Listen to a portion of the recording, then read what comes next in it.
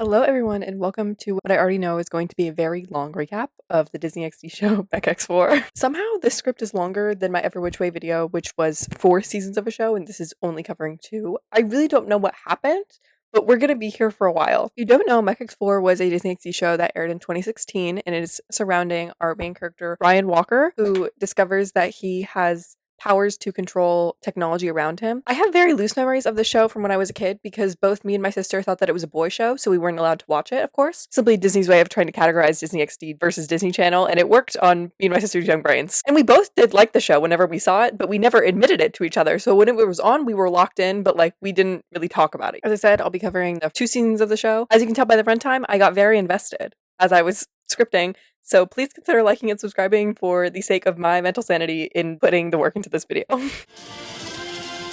In Season 1, Episode 1, let's call it MECH-X4 Part 1, we are introduced to our main character, Ryan Walker. And he's also played by the boy who made a short cameo in Jessie as a boy that Zuri liked. And Ryan is the little brother to the most popular guy in school who's basically like a jock that everyone likes, and his name is Mark. And he is played by the guy who was Brady's friend in Teen Beach 2. And Ryan constantly feels less than his brother just because everyone likes his brother, and he's kind of nerdy, so he's not as popular, if you will. And Ryan also constantly feels like tech is against him because it attacks him, physically. Everything electronic was out to get me. Alarm clocks buzzing at me, toasters attacking me.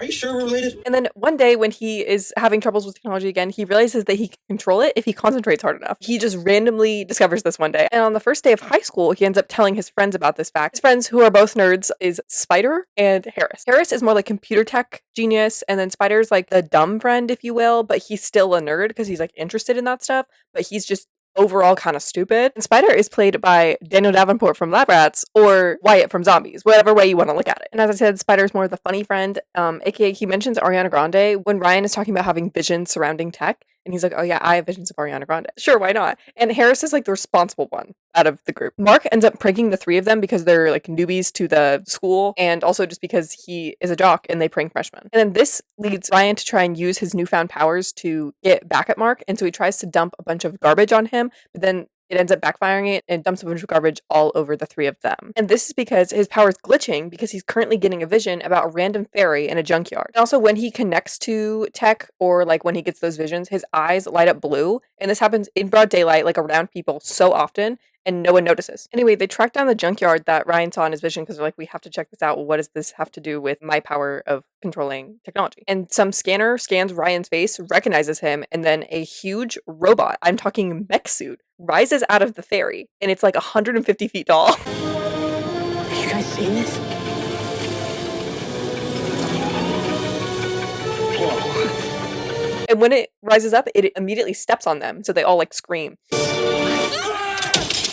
And it turns out that the foot of the robot actually is just an elevator, and so they're taken up to the top of the robot where the head is. And when Ryan steps up to the front of the windows, a video shows up explaining that he can control it using his power to control technology. In specifics, the video calls him a technopath, which basically just means being able to control technology, but I will use that throughout this video, and I forgot to say that it existed in the first place. So just know that that is called a technopath, and that's the reason that he can control it. And the guy in the video, who is this guy, they don't know his name yet, so I won't give you his name yet. He explains that the robot is called MECH-X4 and they need a team to run it. And they need a pilot, a weapons person, a defense person, and a mystery 4th job that they don't know because the video cuts out. And Harris takes this very seriously. He's like, oh yeah, I will be defense and we need to train with the robot because in the video, the guy says that we'll be fighting monsters. And Ryan and Spider just kind of want to play around with the robot because they're in charge of a 150-foot mech suit. Why would they not want to play around with it? But Spider and Ryan decide to train by getting Mark back from the prank. And they end up going to a car shop because Mark is fixing up his friend's car and dump an entire dumpster on him. And then Spider is filming it and posts it on the internet. And so everyone is making fun of Mark. Because of this, he comes home and yells at Ryan since he's getting made fun of by everyone. But then Ryan says, well, it's the same thing when you prank me and everyone makes fun of me. And so they come to an understanding and they're going to stick together now. The next day at school, a giant lizard monster shows up at the school. And so they all go to MECH-X4 to get ready to fight it. And then they, of course, didn't train. Actually, they just went to go prank Mark. And so they are figuring out both defense and weapons as they go. And this leads to the weapons arm, which is the left arm of the robot. And it has different arms that pop out to do different punches and stuff like that.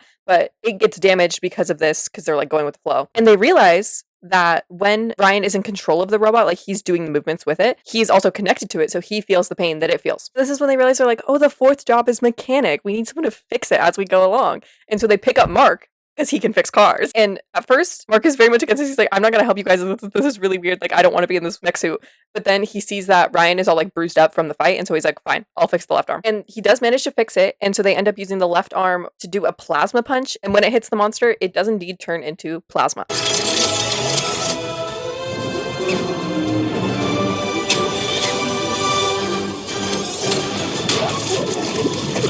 And the reason that Mark was hesitant about helping to fix the left arm in general was because that he realized that Ryan was the one who dumped garbage on him. But after the fight, he does agree to join the team full time. So they now have 4 people working in the robot. And back at the school, the end of the episode cliffhanger is surrounding their principal. She is just a principal throughout this whole episode. Like, there's nothing scary about her. It turns out she's actually evil, and she's the one creating the monsters. And it's like a shot of her in her office, and she's like, I'm going to destroy MECH-X4. City has a robot defender.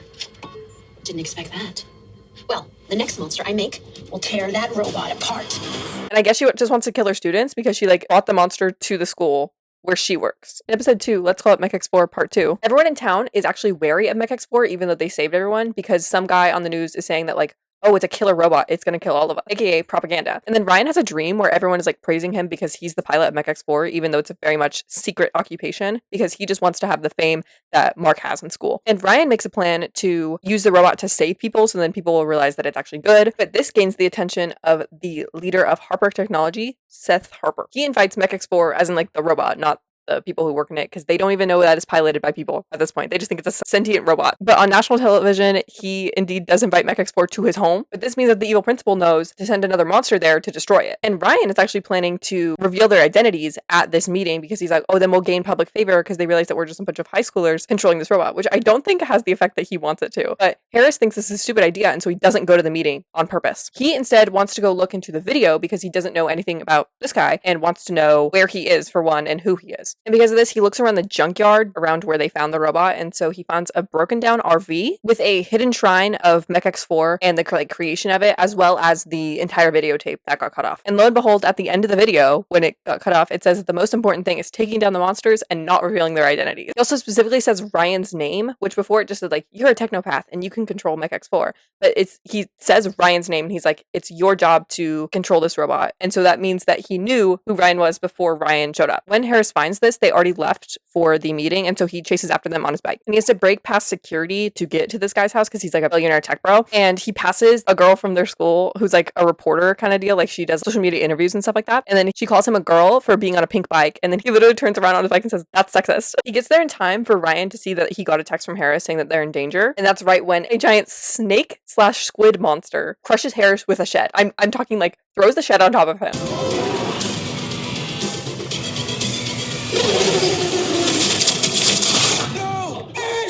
But he's still alive underneath it, unless that would be crazy for the second episode of the show. He ends up getting covered with goop from the monster because all the monsters are made of like this gel kind of thing, but they obviously harden to make like a real animal. Real is a stretch. They are usually a mix between 2 animals, sometimes 3. But because he's stuck under the shed, Spider and Ryan send Mark out of the robot since he's like the fastest, the strongest, to go get Harris and bring him back. And they figure out that they have like an axe on their attack arm, and so they are cutting off most of the tentacles of the monster, and then the principal lady is like crashing out because they're killing her monster again. And the news guy who was spreading propaganda before is still indeed spreading propaganda because he's like, look at how violent this robot is. But Ryan just doesn't care anymore because he's fighting evil monsters with his best friends, I guess. And when he says this, he's like, oh yeah, like who cares if I'm fighting monsters with my best friend? And then he points to Harris. They leave Spider out of this, which is so rude.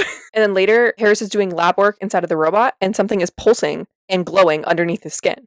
And this could be related to the fact that he got covered with goop earlier. In episode 3, let's get some air. See, actually, all those episodes that I keep on reading, they're actually with an exclamation point at the end. So technically it would be, let's get some air. But I will not do that every single time. Harris is indeed slowly morphing into a demon because he got covered in goop. This basically means that he's getting like extra aggressive, and sometimes his voice gets a little deeper. And he realizes it's from the goop because he's like, oh, I ate some of it. It was on accident. I don't think he purposely ate it, but like, why were you not thinking about that before? And then he tells his friends about this because he's like, I think that I'm literally turning into a demon. And they're like, okay, let's go find some more of the monster groups and then you can make an antidote for it. Spider finds out there's like a scanner that can scan where all the gel landed from when they fought the first monster when it blew up into a bunch of plasma. And they find some of it in the woods. And I think he waited a while to tell them about it for some reason. And so once they get to the woods, it's actually gone. And so Harris like crashes out on him for not telling them sooner. Then it becomes Gang Up on Spider Day because then Mark is saying that how he's like useless for the team, even though like he's literally in charge of weapons, like he has a job. Spider gets obviously upset from getting verbally attacked by Harris and then also by Mark. And because of this, he just leaves. And he goes to the school to go find one of his rocket launchers, but he runs into the reporter girl whose name is Cassie. And she questions why he has a rocket launcher with him because it looks like something that would be from MECH-X4. And obviously he's trying to cover up his identity of being with MECH-X4. And so he's like, no, I was going to use it for a stunt. And so he like makes up this whole stunt where he's in a shopping cart and he's getting rocket launched like across a lake or something. It's very 2016 of him. And then she offers to stream it because she's huge on like influencer stuff. And so she's like, oh, it'll get a lot of views. And then he ultimately agrees because he's in love with her. And also because he's like a 14-year-old boy. And while that's happening, the rest of the group tracks a bunch of goo to this huge pool of it. Like I'm talking like lake size. And they're in the robot while they're doing this. Like they're not just like on foot. And so one of the principal's henchmen, who's like this big buff guy, he calls her and says like, oh, MECH-X4 is at one of their goop sites. And as I said, the goop is what makes the monsters. Like it's made out of this liquid thing that solidifies. And the goop is also in some like volcano thing underneath the lake. And so she blows up the volcano like with a button trying to drown MECH-X4. And this is very ill-timed because Harris goes full demon at this point and starts running through the passageways of MECH-X4 trying to attack both Mark and Ryan. And to add on top of this, they only have 17 minutes of oxygen left because they are indeed underwater in goop. And they can't swim up because there's a bunch of rubble on top of the surface. And so Ryan texts Spider and says, hey, you need to come fix our attack arm from the outside because we can't crush through the top of it. And this works good for Spider because he was avidly about to do the stunt that he really didn't want to do. And so he's like, oh, I gotta go. Like they called me. And then to get there quickly because he can't get there as fast as he needs to on foot, he does indeed use his rocket launcher in the shopping cart and it's a really bad green screen. I'll see you later. She knows my name! And this is the shot that they give him in the intro as well.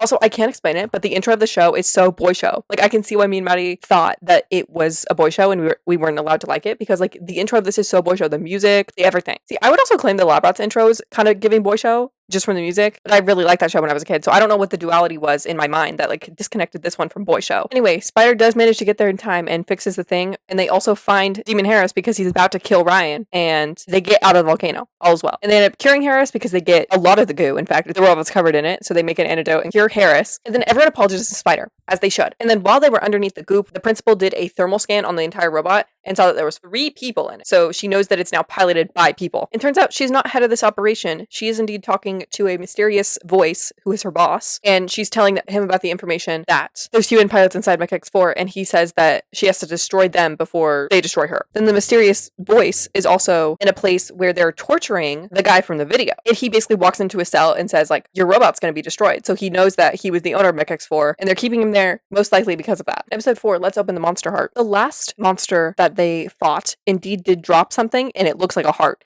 And so that's what they're calling the monster heart. They're trying to break it open, and this is while the principal is actually trying to track it because it's like a beacon of the monster that she creates, basically. And she's trying to track it to find MECH-X4 and attack them again. And through all their hammering or whatever, they actually reignite it, which leads her to be able to track them. So she sends the best monster of the show to them. Okay, my light died, and I had to wait like 2 hours for it to charge. So if the lighting from behind looks any different, no, it doesn't. Anyway, my fave monster, Claboon. Partly from the fact that the name is kind of silly goofy. And also, it looks like that. When I tell you this one comes back big time. I think it's the only monster that comes back more than once. But yeah, Claboon. So I got a whole picture for it because that's my fave right there. It is a mix between a crab and a baboon. They do manage to fight it off, but it ends up stabbing through the front shield, which is like the eyes of the robot. That's where the headquarters is, where they're controlling it. And it almost kills Ryan because he's at the front controlling the robot, you know? And so they realize that someone made the monster specifically target the pilot. So they're like, oh, someone knows that we're piloting the robot. And so this leads them to want to look further into the heart, which they were already doing, so they can find out who's making the monsters. And in the B plot, Mark has a suspicion that his mom is dating someone because she's getting emails from someone named JJ, and she's also working late a lot. And this is a problem to him and him only because Ryan doesn't care because their dad got remarried a few years ago. But the group decides to break into Harper Futuristics, which is the company that Seth Harper, the tech bro, owns, because they have a laser in there that they're hoping can cut through the monster heart. But this also leads to it being tracked again because it's sending another signal to the principal. And they also get caught by Seth Harper himself. They also name drop Elon Musk because he's like an Elon Musk-esque figure because he has like a space company and also just a tech company. And while they're dealing with the Monster Heart, Mark is going on a solo mission trying to find JJ because their mom is there right now. And so they like put the pieces together that she's meeting JJ here. And then the fire alarm goes off. And so they all have to evacuate without the Monster Heart. And so Ryan sneaks back in to get it because they don't want Harper's company to take it not knowing what it is, you know? And he has something over his face when he's doing this. And the principal ends up breaking in because she's trying to steal the Monster Heart back. And she is also in disguise.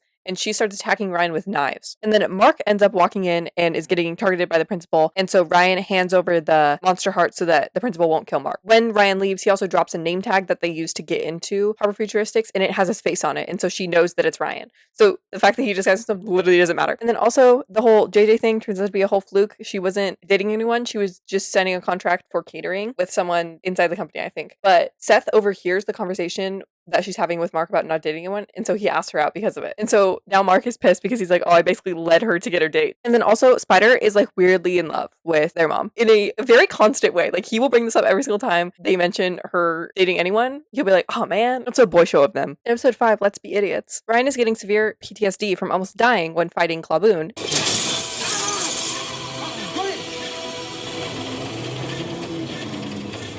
And so people say that he should do something fun to get his mind off of it. And he decides to enter a skateboarding competition because if there's anything about Ryan, he will be skateboarding anywhere he can be, including indoors. And he also gets really competitive with the guy that wins like every year for the competition. And he gets so competitive to the point where he decides to cheat because he doesn't have the same skill set as him. And he has like these anti-gravity pucks from the robot. And so he puts them on the bottom of his board so then he can do crazy tricks. And then the principal shows up at the skateboarding competition because she's following Ryan around because she knows that he is piloting MECH-X4 now. And then she pretends to shake his hand in order to put a tracker on him so she can figure out where the robot is located. But also, like, why is your principal at your skateboarding competition? I would be concerned about this. Oh, I guess I'll take down Clawboon only for the fact that they defeated it. But trust, it'll be back. Ryan ends up having to leave the competition because they have to go fight a monster, and they have like watches that are all connected, and they like do alarms whenever a monster shows up, basically. And the monster that they're fighting is just the first monster, just wings are added. So I assume she threw another animal into the mix. And they do not defeat it because it just flies away. I think it was literally just meant to test who went with Ryan to see who else was piloting. But moral of the story is that Ryan goes back to the competition and decides not to cheat because he's like, oh, I have wins with MECH-X4. Like, I defeat monsters all the time, even though he didn't defeat the one that he was just fighting, but it's fine. But then he does not win. Not only that, but he like completely wipes out and it's really embarrassing. And so he's like getting made fun of by the guy who wins every year. And then they call Spider and Harris dorks. And so he's like, maybe cheating is okay. And then he does a really cool trick to basically make him look bad. And then in a completely separate B plot, not even intersecting, Mark can't get tickets to a really popular DJ's set and he really wants to go. And so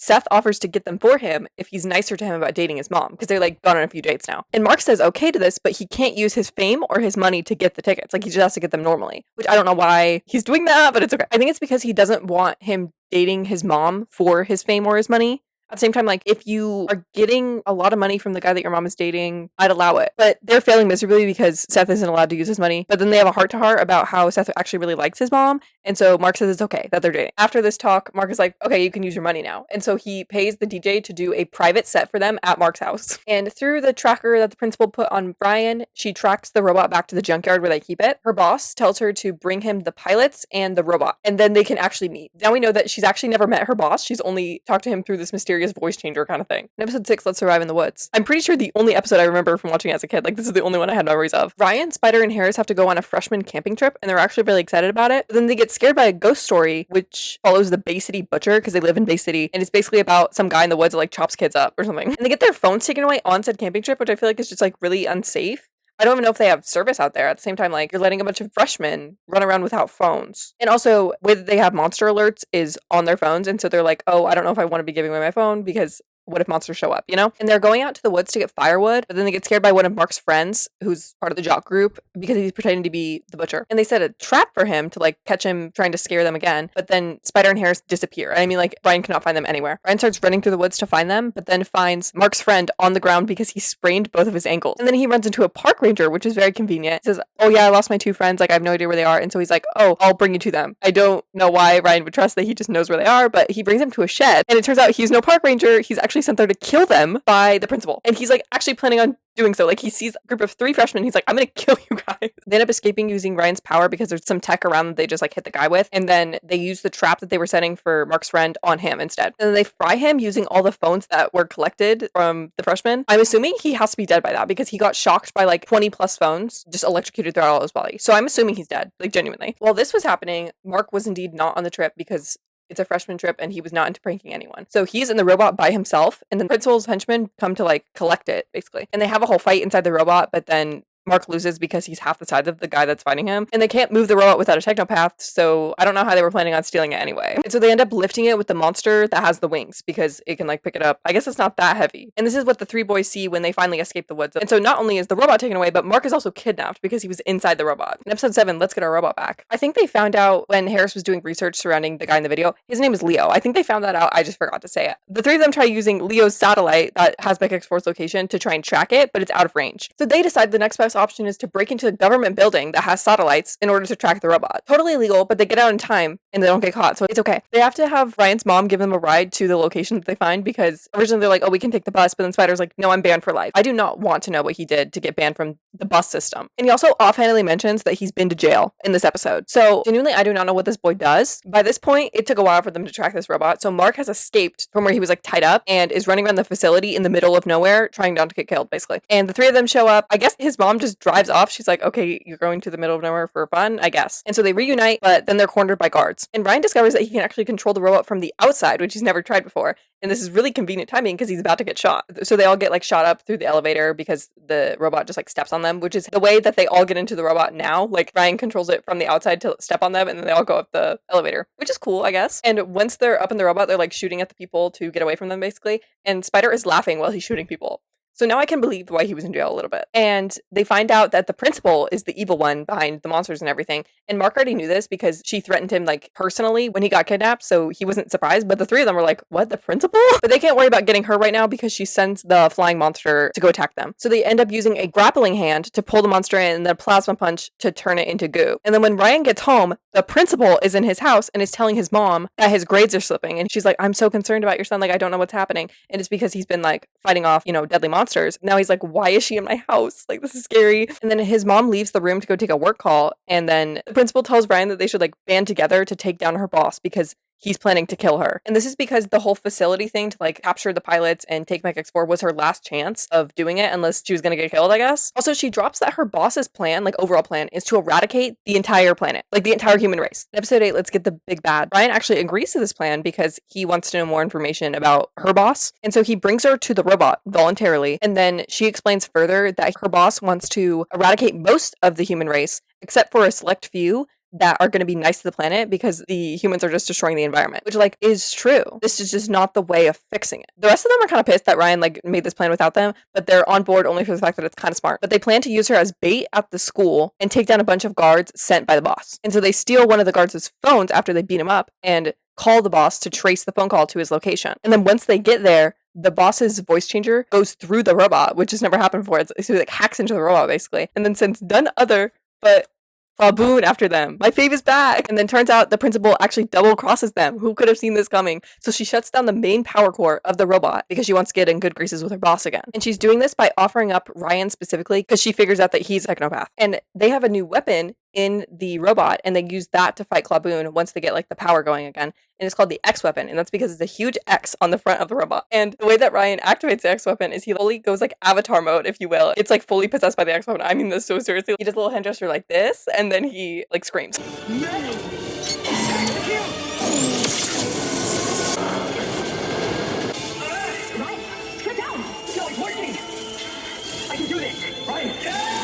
Also, in the show, there's whenever they're fighting and using weapons, it's a lot of Ryan saying, "Mech, execute," because that's like their catchphrase. And it's a boy show. And the X weapon does indeed work. It turns Claboon into goop. So, rip to Claboon again. I wish I could say that that was the last time we will see it. And they're trying to find the principal because she escaped, and I think she's still somewhere in the robot. And they end up finding her in the top of the robot, and she's like dangling off the edge of the opening into a big pile of goop. And so she ends up falling, even though Ryan tries to save her. And so she like drowns in the goop, if you will. So technically speaking, she died via goop, like she's dead. And Spider and Harris decide to go get donuts because by their standards, they defeated the bad guy and done is done. But Ryan stays to rest after using the X weapon. And he's looking through a box of stuff because the principal stole some stuff from his house about like his upbringing and stuff, and he finds out that he's adopted. I'm not joking. In episode 9, Let's Deal with Our Stuff, after finding out he's adopted, Ryan tells no one about this because he's crashing out respectively because he had no idea beforehand. He has a dream about telling Mark about it. And in the dream, Mark basically says like, oh, I don't have to hang out with you anymore because I'm not tied to you by being a brother. And so this makes Ryan really scared about telling Mark. And this is specifically because he's like wants to be together because MECH-X4 is the first time that they like bonded. They kind of like feuded brotherly, if you will, before this. And so he's like, I don't want to ruin the connection we have through MECH-X4. I don't want to like drop the lore that we're not biological brothers, if you will. They're supposed to be testing the robot after using the X weapon because it kind of like took a lot out of it. And also it went through a lot of fighting. And so they're like testing new things, but Mark isn't showing up because he's back on his popular game and he's getting ready for a basketball game. Also, every time Mark is mentioned, even by name,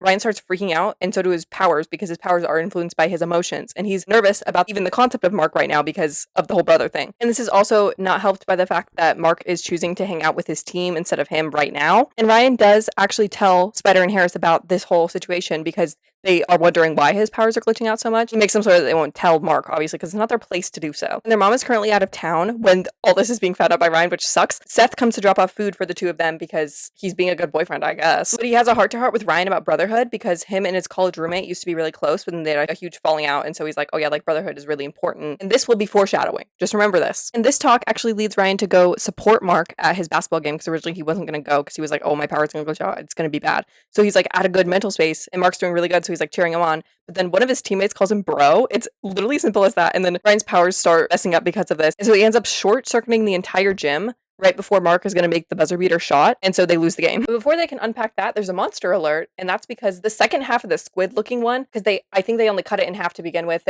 There's more to it going towards the school right now. And because Ryan's powers are out of whack right now, he can't start the robot from far away. And so Harris just tells him to tell Mark so that they can defeat the monster. So Ryan gives Mark the papers and it like tells him everything. They have a heart-to-heart because Mark is like, you're still my brother, bro. We literally grew up as brothers. Like, I never knew, and I still should you as brothers. They end up defeating the monster. And also at the school, throughout this episode, I'm pretty sure, says that they're doing like promotion for a scholarship done by Harper Futuristics. And this is related to Harris only for the fact that he wants it. So just know that. Ryan ends up finally talking to his mom about the fact that he's adopted. And then she says that she just never told him because she didn't want him to feel different. And then she ends up giving him a box of stuff from the adoption that she just like added it away. And in this box, it includes a piece of paper that Ryan recognizes. And this is because it matches Leo's handwriting and it's like ripped out of a page that was about MECH-X4. So Ryan's putting together the pieces that Leo knew Ryan was a technopath from when he was a baby. We'll unpack that later. And then he gave him to an adoption center. And so this leads Ryan to want to find info about his birth parents because he's like, oh, that's the reason I'm a technopath is my birth parents probably passed it down genes-wise. I don't know how he came to this conclusion. He jumped through a lot of hoops to get here. In episode 10, let's get some answers. The episode opens with the group being attacked by Star Wars Jedi drones, like the ones from A New Hope, and that's in the robot, but we don't get the context of that because that's actually 4 hours in the future, so we jump 4 hours back to how the episode actually started. They're still doing research on Leo's identity because they know his name, but they don't know anything about like how he got a robot, how he found a technopath baby, you know. And then Harris manages to find his full name, which is Leo Mendel. Not important, but he's like trying to find fingerprints and stuff like that. But he is also focused on his project for the Harper grant, which is the scholarship. Spider gives him the advice to embrace his inner spider, aka like find a fun idea. We also get a little scene of present Leo, who is still being tortured in the same like torture chamber, and apparently him and the boss guy have some history. That's the reason that he's being tortured, especially. And then they manage to find a past address of his from his police file. And so Mark drives him there. Also, a common theme throughout this episode is Mark is being really overprotective of Ryan just from the whole like adoption news. It's kind of gotten to his head. When they get to the address, they originally think it's like a broken down kind of house thing, but then it turns out to be a hologram. And so they go through an invisible door to a warehouse. And in the warehouse, they find like a more broken down version of MECH-X4. And so they go inside. And this version is called MECH-X3. It is controlled by an AI version of Leo that ends up turning evil because they're not authorized to be inside of it. It's only Leo that's supposed to be inside of it. And the way that this AI is speaking to them, very much giving Gretchen Wieners, you can't sit with us. And this is where the Star Wars Jedi drones come in. That's what the AI is using to try and kill them. But then Ryan says that he's a technopath, and so he decides not to kill them with the Jedi drones. And the AI also explains that he hasn't seen Leo in over 2 years. So the AI has consciousness to the point where he can tell time. Anyway, 2 years ago was when he made the video. And present time Leo is currently breaking out of his prison cell with a spork, which he does succeed in doing. And Ryan is trying to ask questions to the AI about Leo and stuff like that, but then he gets hostile and so he shuts down. And they plan to find the data core of the AI to override its command of shutting down whenever it's trying to get files. And so they can get the files about technopaths and everything about the robot and stuff. And when Ryan is trying to steal the data, the AI comes back on and is evil again. And so it's sending those Jedi drones after them. And this is where we pick up at the beginning of the episode, the little flash forward thing. Mark and Ryan are together when this is happening, and so Mark is like trying to protect Ryan and like not letting him fight the drones. And so they have a heart-to-heart like in the middle of this fight, and Ryan's like, stop being protective, just because I'm adopted. And Mark agrees because he's like, that wasn't my intention, but I think that I just did that anyway. So Mark leaves to go help Harris and Spider because they are worse at fighting than Ryan. And since they defeated all the drones, they do manage to do that. The AI does its ultimate defense, which is self-destructing the robot in 1 minute. After the AI sets this self-destruct on, Ryan ends up having a heart-to-heart where he literally calls the AI his brother and then says that killing them wouldn't be what Leo wanted to do. And the AI is like partly Leo, but also partly like owned by Leo, and so it like wants to do what Leo would do. He built a robot specifically for me to fight monsters. Same reason he built you, right? That means we're in this together. We have the same purpose. We're kind of like brothers. It shuts off the self-destruct. It does that. But then also, Leo has a chip in his brain, like actual Leo, that the AI can track, but the AI has to basically like kill itself in order to do this. And it's meant to be like a thing of like sad that someone is literally killing himself for this thing. It's a robot. Anyway, he does do the thing where he kills himself and then sees the location of Leo. And in the scene, Ryan is acting because like nothing is showing up at first, and then he's like really sad, but then he does get coordinates, so Leo is alive. Come on, Leo, don't be dead. Please don't be dead. Come on, Leo. Oh no.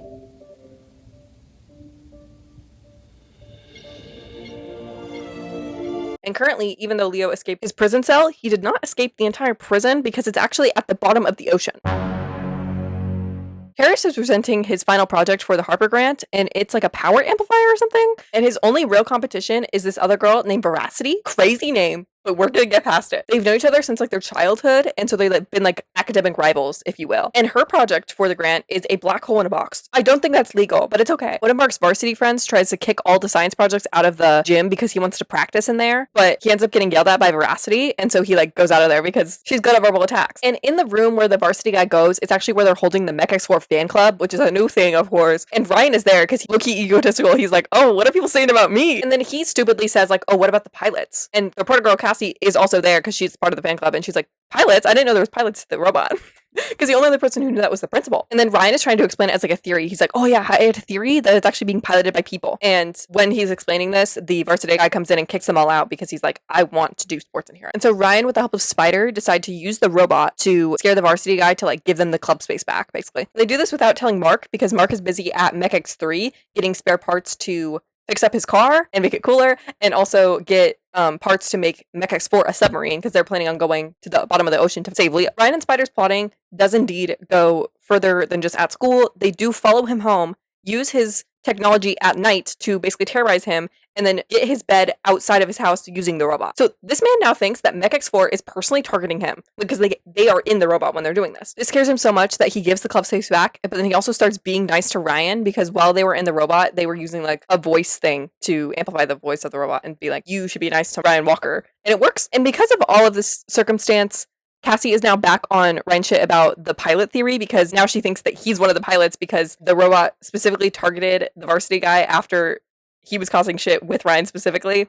Real suspicious. And then as he's trying to think of an excuse, very luckily, both Veracity's and Harris's project end up like colliding, which makes for a very deadly thing about to explode. And because of this, everyone has to evacuate the school, and Harris texts both of them to go get the robot to stop it from exploding. And like generally, I don't know what they would do without having a casual mech suit robot on the ready. And so Ryan very likely gets out of the conversation with Cassie, and then Mark picks them up in his newly souped up car, which can fly. And they end up throwing both of the projects in the air and then shooting them, so then it explodes in the air and not on the school. So the school doesn't blow up. Also, Ryan purposely gets out of the robot when the robot is there, so then he can get Cassie off his case. And it doesn't work that well because she's still like suspicious of him after, because even if he's not a pilot, it's like he's still connected with MECH-X4. And in the end, both Harris and Veracity end up winning, even though both of their projects got literally blown up, but they now have access to Harper technology whenever they want, I do believe. And it's like an internship kind of thing. Episode 12, let's get Leo. Harris upgraded the robot to go underwater with Mark's new parts and stuff, but they can only go past a certain depth because unless the robot will get crushed with the amount of pressure. And Ryan wants to go right away once they have like the tech ready,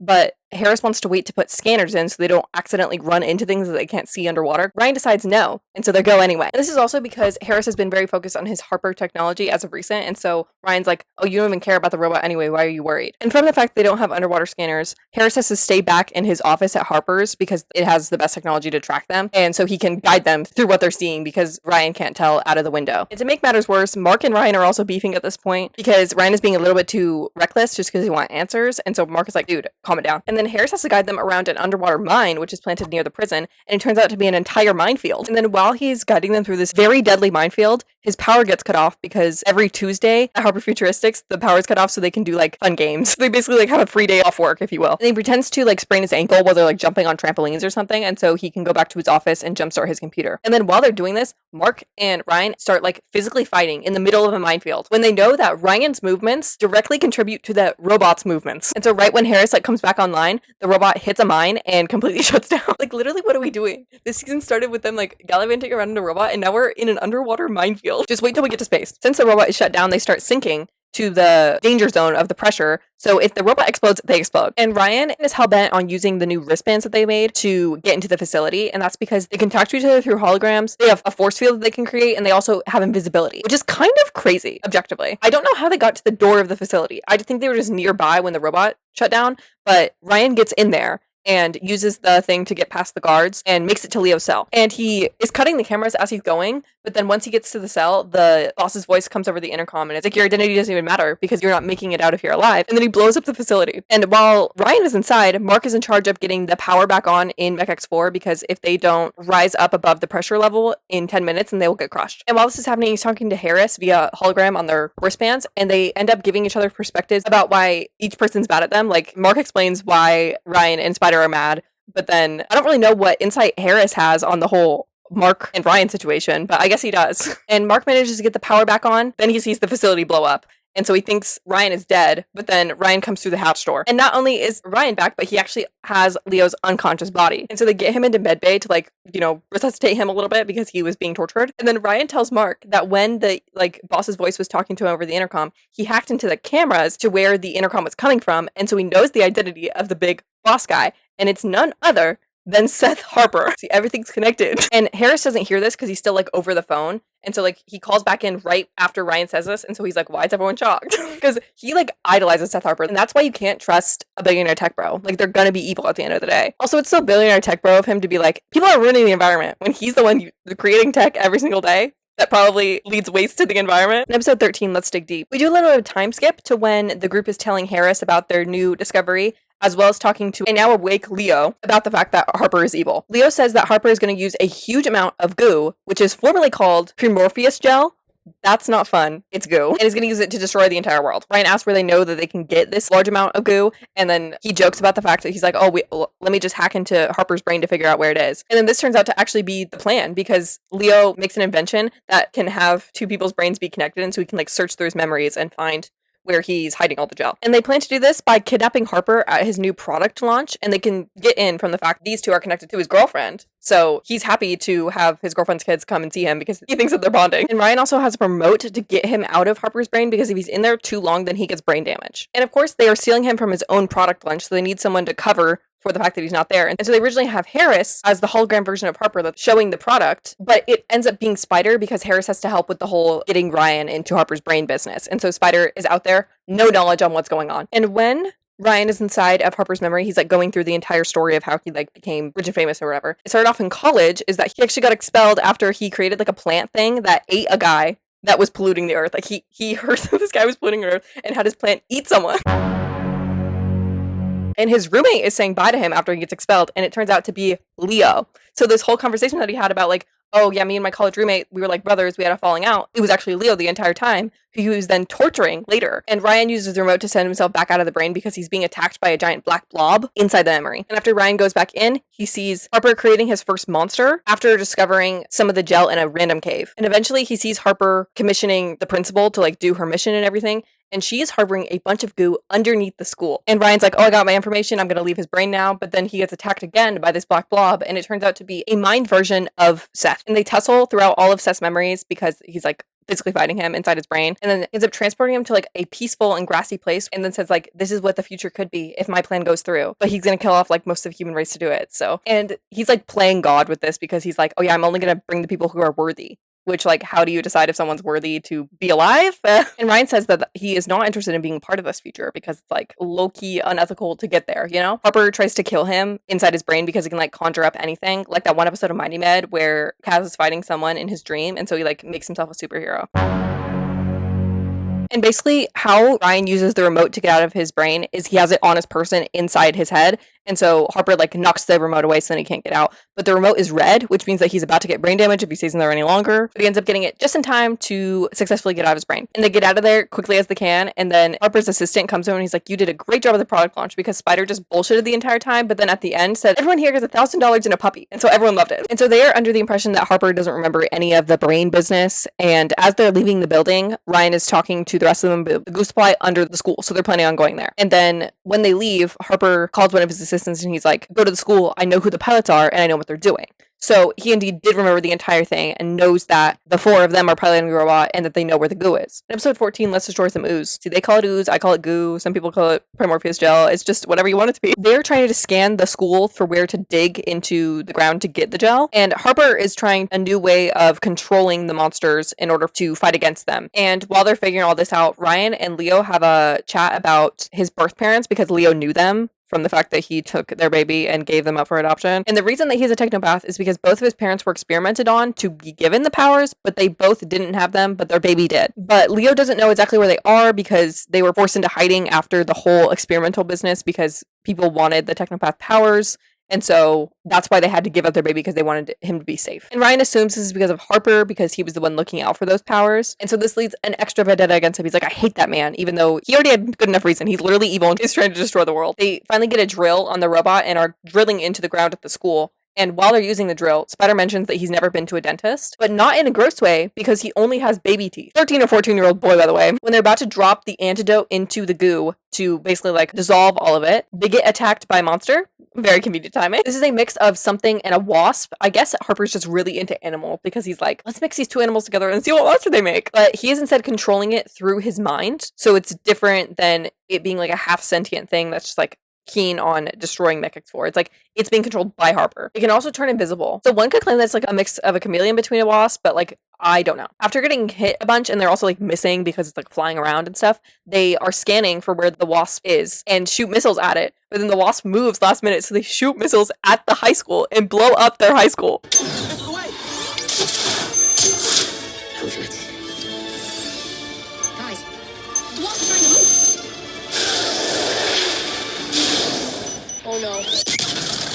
And there's a bunch of press there because it's like every time they fight a monster, it's like a whole thing. It's like, oh, MECH-X4 is fighting another monster. And they think that MECH-X4 is like genuinely crazy because the wasp is invisible. Like they are fighting nothing at this point, so they're just shooting missiles in the air. But then when they shoot missiles at the high school, they're like, oh my god, MECH-X4 is evil. Also, before this, Ryan had used his power to send his mom like a fake email about a catering conference. So she is out of town when this all happens. The next day, they're surprised because she's back in town and she's like, oh yeah, Harper told me to come back. So he's up to something. They learn this like over the phone and Harper is with her when this happens. And so he takes the phone and is like talking to them and he's like, I know everything. I'm going to destroy the robot and get the goo. Genuinely freak shit. Like, what are you talking about? You're beefing with high schoolers right now. Like, be so real. And at this point, since they blew up the high school, everyone can see the big lake of goo underneath it. And so they're like, what is this goo? Why is it here? And so Harper makes like a public thing where he's like, screw MECH-X4, I never liked it anyway, because he's like trying to, you know, plot against it with the public. He's like, Harper Futuristics is going to look into the goo underneath the school and get rid of it. And Ryan makes the decision. He's like, we have to go to Harper Futuristics and we have to save my mom because she's being held captive there, even though she has no knowledge about what's going on, just because they think she's unsafe in that environment, which they're correct. But Leo says that's a bad decision because Harper is smart and we'll see that coming. And they don't listen to this. And so they do indeed get attacked by military fighter jets when they get there because now the military is hunting MECH-X4 for blowing up a high school. And the robot can't really take military style hits like this. So Ryan is about to die, so they have to leave without their mom. But the robot gives like a lasting look at specifically her through a window. She's like, that was weird. And then Harper is at the big pool of goo and is talking to one of his henchmen who's like a fake gender at the school. That's what his cover was. He basically says like he has his goo, the military would take care of the robot, and then I'll be there for Ryan and Mark's mom when her kids die, which is crazy. Like he is fully committed to killing 4 boys. He also says some like evil guideline about the goo being the beginning of a new world and the end of this one. He's also like fondling it really weird. Like someone needs to check on him. Here's to the birth of a new world. And to the end of this one. Episode 15, let's end this part 1. They're still being hunted by the military, who's like following them around everywhere, and they pull out new robot tech they've never mentioned before. Basically, hologram tech that makes the robot completely disappear because it's the same hologram tech used at MECH-X4. Speaking of MECH-X4, that's where Leo was this entire time. He wasn't inside the robot, he was just like over the phone. And so they send him their location, and so he can like come and fix the robot, because it's very roughed up after fighting with the military. And Ryan really wants to go back to Harbor Futuristics to go save his mom, but he also wants to be near the robot just in case they have to run away again. And Mark goes instead because he's not necessarily needed there if Leo's there, because he can repair the robot himself.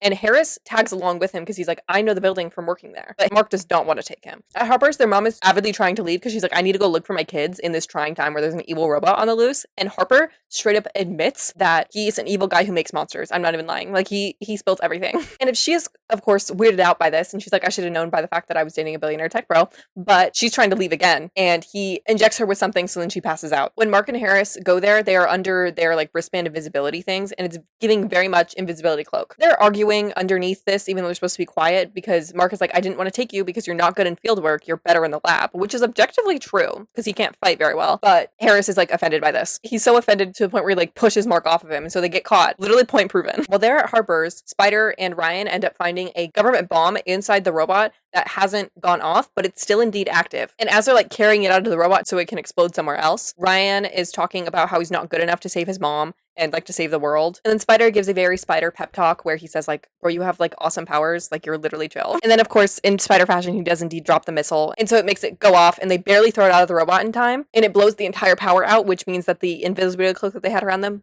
shot. And so of course the military finds them again, and they're like in a mountain range where this is happening. Like they are in between 2 hills. But Leo says to go fight the military off as himself because the robot's down, and Ryan's like, what are you talking about? And while Ryan is doing this, Spider and Leo are trying to fix the main power component, and the way that you fix it is through some like radiation thing in the middle.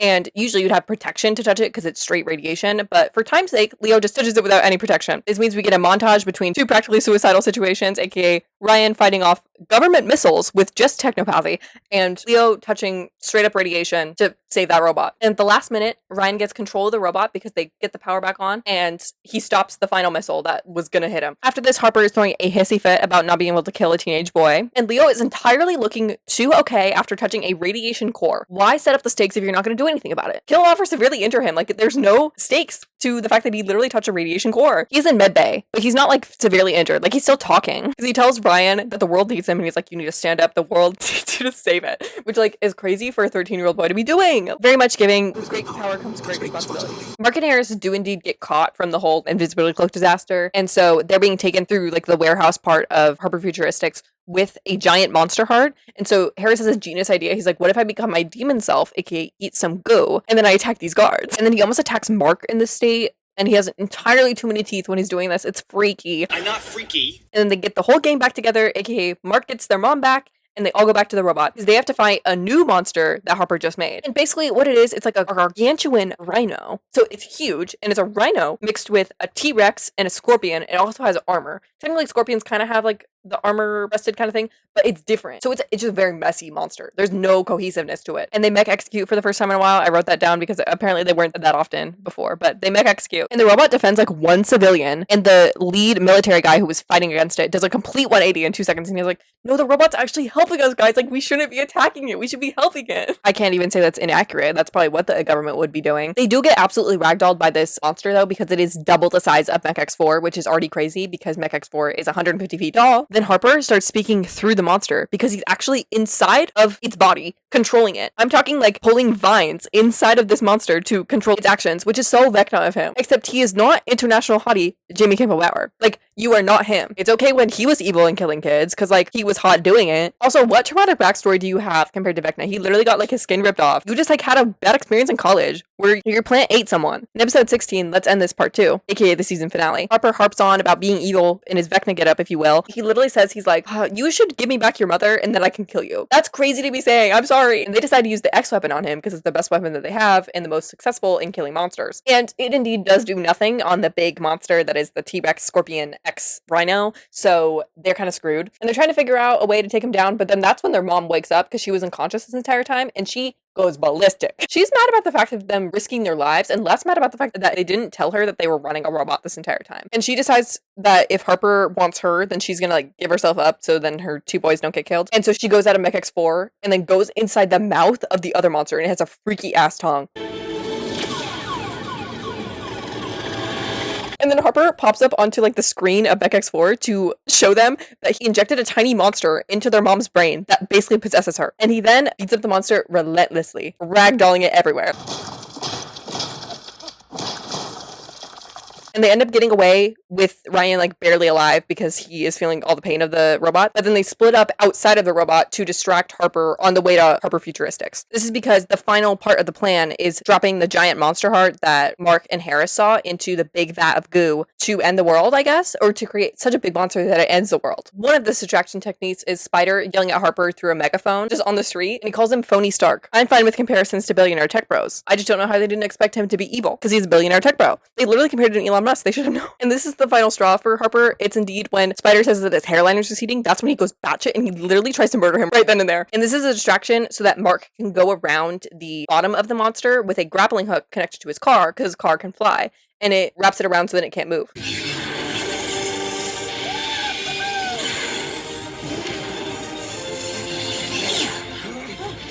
This is so Empire Strikes Back with the AT&T walkers.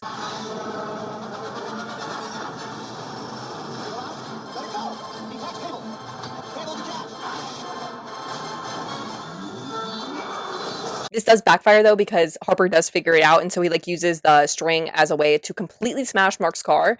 And I would be so mad because like if I souped up my car to fly and then it got smashed to oblivion, only for the fact that it was the flying aspect, not for the car. The car is a bright green. It's really ugly. And Ryan is waiting at Harper Futuristics this entire time. And so when Harper and his mom get there, they like come out of the monster through the freak ass tongue. And Ryan is attacking Harper to try and get like the remote that's going to send the monster heart. He's using like his technopathy and also the Jedi drones. But then his mom is the one that's ultimately holding it. And then he has a heart-to-heart with his mom about fighting the monster that's in her head that's like controlling her brain. And so she does that and punches Harper in the face. She does drop the trigger while she's doing this though, and Ryan is too preoccupied with making sure that she's okay. So Harper grabs it and launches the missile, which is going to send the monster heart into the goo. I can't deny he has a diva ass exit though. Like it's so Vecna.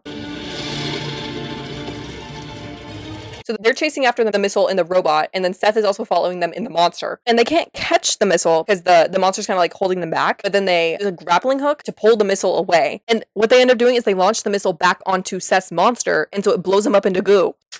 Rip to the evil billionaire tech bro, I guess. Time skip to the military base after this all happened, and their mom doesn't remember anything past getting injected in Harper Futuristics, which is really convenient for them because now she doesn't even know about the robot business. She doesn't know about anything. And so they're like, we don't gotta tell her anything. And then another time skip later, they're all watching like a report by Cassie about how MECH-X4 saved everyone and how Seth Harper is being like searched for because he disappeared after this whole thing. And this is happening like on top of the robot. I'm talking like they're not inside the robot, they're on top of the head. If you fall, you're dead. And they do one mech execute for shits and gigs because they're not actually inside of the robot. And then final cliffhanger, we cut to a pile of goo and a hand rises out of it.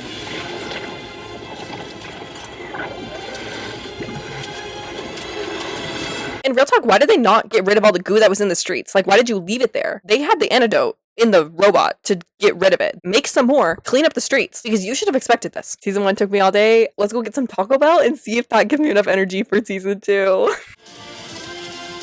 Okay, so it's now a different day. Nothing could re-energize me to talk about season 2 after filming for 2 hours for season 1. Season 2 is even longer. It's 6 episodes longer. And the fact that it took me 2 hours to film 16 episodes really shows how much I was writing for each episode. Like, what am I saying? But yeah, season 2 ran for 22 episodes instead of 16. So I guess good ratings for the first season. This was indeed the show's last season. And I think that they knew that when they were making it as well. In season 2, episode 1 versus the new evil, the gang is back together fighting different monsters. They are fighting like a dragonfly kind of monster. And they use a new weapon that they have in the robot. And that's like a freeze gun that they have at their weapon arm. And so they freeze it and then destroy it. And then Ryan says that that was the last monster out of Harper's plan because he just had like a bunch of ones like backed up, and so that was the last one, so they're free for a little bit from fighting monsters. And they are all now going to a different high school because, you know, the last one a little bit unusable because it's like a crater in the ground right now. And so now they're going to Bay City East High, which was their rival beforehand. And Ryan has a new like mantra, and that's new school, new me. aka he wants to break the mold of being Mark's brother, and so he wants to be like his own person, and he's helping people with his powers, like getting them free food from the vending machine type stuff. And then also at this school is someone we met in the first season, which is Harris's rival, Veracity. Here's Veracity. She is a diva, literally fave character. Is it because she's the only girl?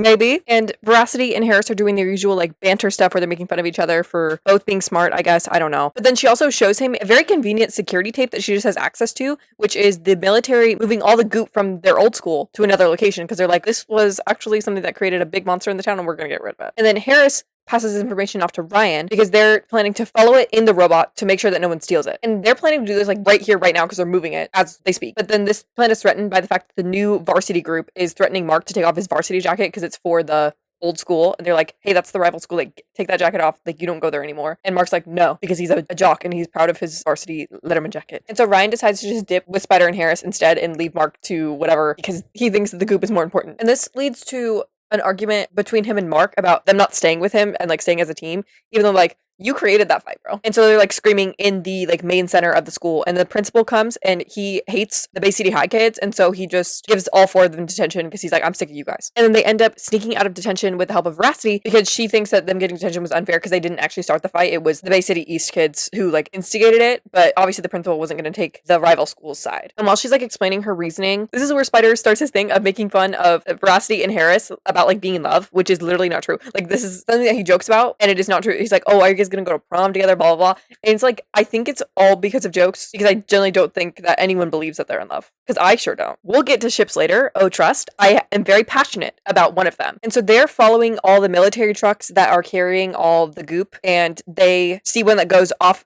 of the route that it's supposed to. And so they follow it and go to confront the driver of the truck. And the driver turns out to be none other their old principal. That's right. She's alive now. Why not? She drowned in a whole bunch of goo, but she's alive now. And not only did she come back to life from this drowning in ooze business, but she also gained powers from it. And if you recall, when she was dropped off of the robot, they were actually over the top of specifically Clawboon's ooze. Okay? So the powers that she gains is that she can turn into Clawboon. And I mean this so serious. So here's my fave back again because these two go hand in hand. They're technically the same person if you think about it because she can literally morph into Clawboon at her will. And then she's attacking the group as her Clawboon self, I would imagine. That's until the military shows up because they realize that one of their trucks went off route and she ends up stealing the truck full of ooze and dipping. And then Ryan apologizes for being like very focused on the mission and like not acting as a team in relation to the whole Mark situation. At the same time, like that wasn't really his bad in my opinion. But whatever. They agree to stick together to take down Principal Gray because they have a new villain now. At the end of this episode, they do a new thing, which is like this season on MECH-X4 to like show you some of the plot points. And it generally spoils so much of the season.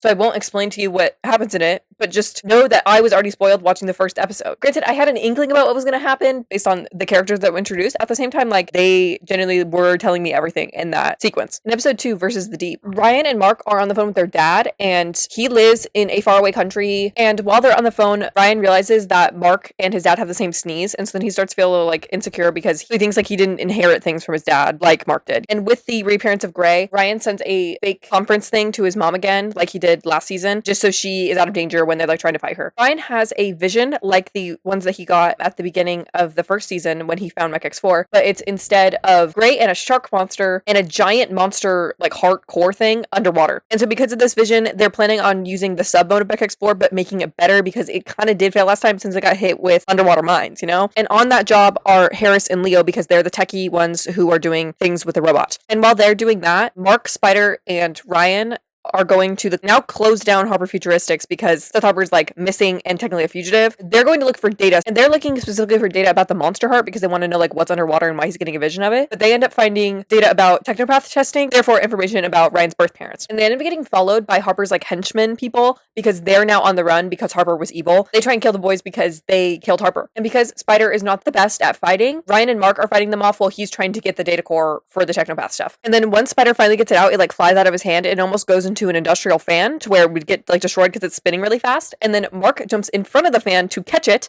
therefore putting himself like almost in harm's way by getting sliced by an industrial fan. And so Ryan yells at him for risking his life for information that's only for him. Like, he selfishly wants this technopath information. And then him risking his life wasn't even worth it because the data ends up getting cracked through getting thrown around a bunch, so it's basically unusable anyway. And while this is all happening, the robot needs specific parts for the sub-mode thing, and so Harris and Leo end up going to a government sub-junkyard. I don't know why the junkyard has sub stuff, but all that's important is that they get caught by government security because they're on private government property. The amount of time they break into government buildings and or government property in this show is crazy. And then because they're caught by guards, they end up just using one of the Jedi drones that they have from the robot and end up escaping with some parts. And then they get back just in time for Ryan to have another vision about the shark monster, and it's basically nearing the area that they are, like Bay City, if you will. So they go into sub mode. This specifically has Harris and Leo in a separate area of the robot that isn't technically in the main robot, but the sub mode is like a backpack that it has on it, and it has like engines that makes it go underwater better. All I know is that it just has a really weird camera shot for when people are in said sub mode, that it's like a weird aerial shot. Just want to get down, so Full steam ahead. And they're using the data that they found about the monster core, because they did end up finding that. The only thing that got destroyed was the technopath stuff. But they end up running into the monster, and it's a mix between a shark and an insect. And they're unable to shoot at it because it's moving too fast, and it also has a sonic scream, which means that they can't get near it because it like pushes the robot back. And then they end up sneaking behind it because it doesn't have great vision in the back of its head, and they drill through its body so it dies. And before this, they didn't notice because they were sneaking up on it, but it pulled out a yellow portion of the big monster core that was underneath the water as well. But they don't notice this, and so they just blow up the rest of the monster core because they're like, oh yeah, we don't have to worry about that again. But it did pull out a piece of it, so there's still some part of it is like active, if you will. When they go back to land, Harris actually ends up fixing the technopath data so that Ryan can look through it. And then Ryan starts thinking, he's like, wait, why am I getting visions now about like this monster core stuff? Because before the visions were connected to MECH-X4 sending him signals that people needed help, if you will. But who is sending these ones now, you know? And it turns out the visions are from none other than Harper, who is indeed alive because no one dies. And he happens to be imprisoned by Gray. So not ideal for him. And she is happy because she needed that yellow component from the monster core. In episode 3 versus the outbreak, Harper is imprisoned to be a techie science nerd, aka make more ooze. And he's specifically making ooze similar to the stuff that Gray fell into to become a clawboon humanoid, if you will. You could say this is similar to the kidnapping situation in Bixler High Private Eye, aka the Nickelodeon original movie starring Jason Norman, where his father was imprisoned to scientifically simulate earthquakes in a small rural town. See, look at that segue. You should check out my Jason Norman video for real. Anyway, he finishes off this ooze batch and he's like, it's untested. I do not know if it's going to work, aka make more humanoids. And she's like, it's fine. I'll just test it on people that I want to hurt, aka the MECH-X4 team. And speaking of the team, Ryan is mad at Mark again, literally for the 1000th time in forever. It's specifically about the fact that Mark is worried about making the varsity team at the new school instead of doing patrol in the robot, because now that they know there's monsters afoot now, he's like, we need to be locked in on this robot business. And Mark is like, but I want to do basketball. And Harris tries to break it to Ryan that being on varsity is part of Mark's identity. It's literally what he crafted like his whole high school persona on. So it's kind of integral to who he is as a person. And he uses this as an analogy as saying that the data core that they found about the technopath stuff is part of Ryan's identity that he doesn't know yet. And so he's like, see, that data core is as important as being on varsity is to Mark. And that kind of puts it in perspective for Ryan. Speaking of the data core, they are still trying to decrypt it because it's blocked from Ryan's powers specifically, and it's using Harper software, which is very strong. And Ryan decides to make it up to Mark for being mad at him and like yelling at him and stuff by 3D printing him shoes from the robot to help him with tryouts. And in tryouts, Mark makes it to the final like game, and whoever wins the one-on-one basketball match will join the team. And right before this final game, like that's when Ryan shows up and he gives him the sneakers, and Mark puts them on, no questions asked, even though like he wouldn't just be putting on new basketball shoes right before a game because they are not broken in. For a guy that's obsessed with basketball, he's acting like very stupidly because like, I know you that you've played before this, so like why are you just putting on random shoes that your brother gives you? And these sneakers turn out to be, of course, not normal sneakers because they're from Ryan and they were from the robot, which means no good things, aka they have anti-gravity stuff on the bottom that Ryan can trick using his powers, and so it gives Mark an upper hand that he didn't want because he wanted to earn his spot by himself. And also, it's not a believable amount of like lift that he's getting from these shoes. He's practically levitating when like dunking a basketball. Literally anyone could see that he's cheating because like that's really obvious. And somehow Mark isn't even privy to him literally levitating. He just thinks that he's like really high on life right now, I guess. But he makes the team and he's really happy. And the next day, Mark is like walking around the school and he's really happy. He's talking to the rest of them. But then Harris talks about how he needs one of the gravity things and he just steals it off of his shoe because he already knew that the shoes had them on there. And then that's when Mark realizes that they have anti-gravity stuff on them. And then he's really mad at Ryan for it. Here's another thing. Why is he wearing what are supposed to be his basketball shoes like normally in school? Am I crazy? I feel like people usually have different shoes for basketball, right? The school is doing school-wide red velvet cupcakes, like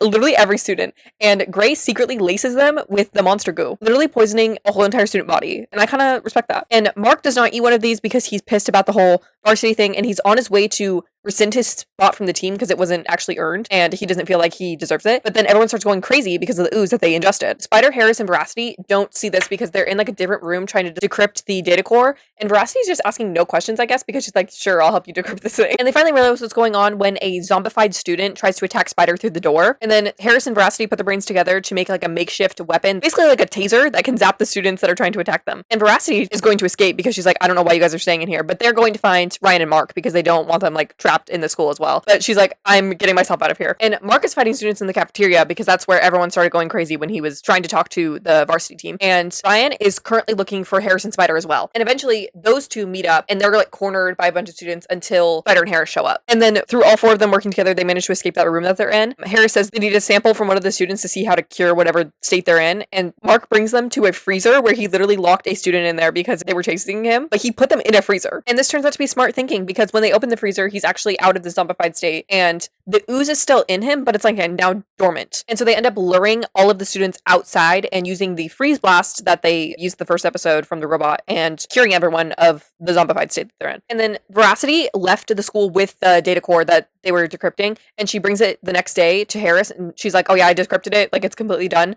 and I didn't look at it. She is so not nosy, and like I would be if I were her. And then Spider makes fun of them again for being in love because she like did this for Harris technically. And so they take the data back to the robot to look through it, and they end up seeing photos and like names and addresses and stuff for the different test subjects that were in the Technopath study. And then Gray figures out that all of the students that she tried to drug were indeed not successful because they were stopped by the cold. And so she goes to yell at Harper for making like a bad product, if you will. And he's like, I thought that was to amp up your own powers. I didn't know you were giving it to mass amounts of people. In episode 4, versus Harper's Ghost, Leo and Ryan are looking through all of the test subjects to try and figure out which one is Ryan's birth father. And they finally find him and he looks like this. To say the least, he definitely got his beautiful ass eyebrows from his mother. No, like, it's actually crazy. This actor's eyebrows are insane. They look immaculate every single scene. And they find his last like alias because after this study they were like constantly on the run, and so the data has some of their like path fake names, if you will. Leo is going to specifically look for where he could be now by himself. And then when Ryan is left alone in the robot, he ends up seeing Harper like physically and tries to attack him, but then he disappears. He's going into a little bit of a schizophrenia episode, if you will. And Spider and Harris are at school and they're talking about how Spider wants to do like this stunt thing where he has a rocket launcher over the entire school or something like that.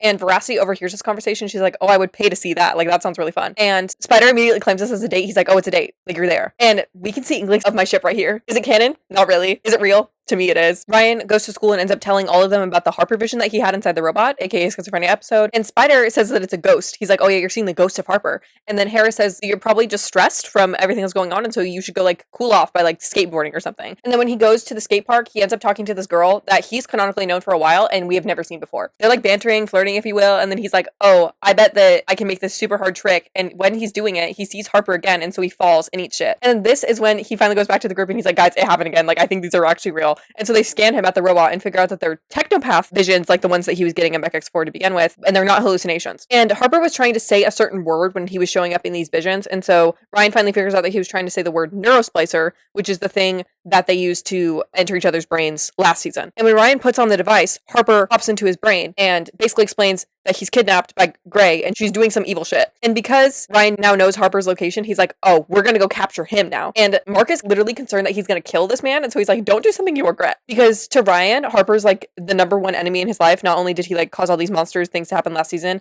but then he also is the reason that his birth parents aren't with him because he was hunting these test subjects for the Technopath study. And so they go to the area that Harper said that he was, and Gray finds them there and turns into Nicole Boone, because of course she does. And they are actually like the middle of nowhere in like a field. They shoot her with the ooze antidote that they had for like the students and everything, and so they're hoping that will like stun her for a little bit. And Harris watches over her while the rest of them run ahead. Don't know why they put the kid who like has the least fighting experience with her, but it's fine because she's like unconscious. And they manage to get Harper out, but Harris does indeed fail at his job, and so Gray gets away. And they're also getting trailed by a huge monster, which is a mix of a rhino and a tarantula. Gray is in her like warehouse thing where she was keeping Harper, and she's talking to a goo humanoid, which is similar to the hand that was shown at the end of the last season. And it says that it needs more power. And this humanoid is like soaking in a bath of ooze, if you will, because that's where it gets its power. And so that's why she was having Harper make so much of it, because it was going to the supply of that. They all go back to the robot to fight the big monster that's trailing them, and it's the most talking I've ever heard in a monster fight ever. Like, usually they're locked in and they're like doing actual action scenes because that's what the CGI budget goes for. But it's mostly Spider, only for the fact that they're fighting a spider, and so he's saying every pun that there is related to his own name. And it basically turns around because spiders shoot webs out of their butts. And so they do indeed make a reference to both twerking and mooning in this scene, and I can't handle that. It's twerking.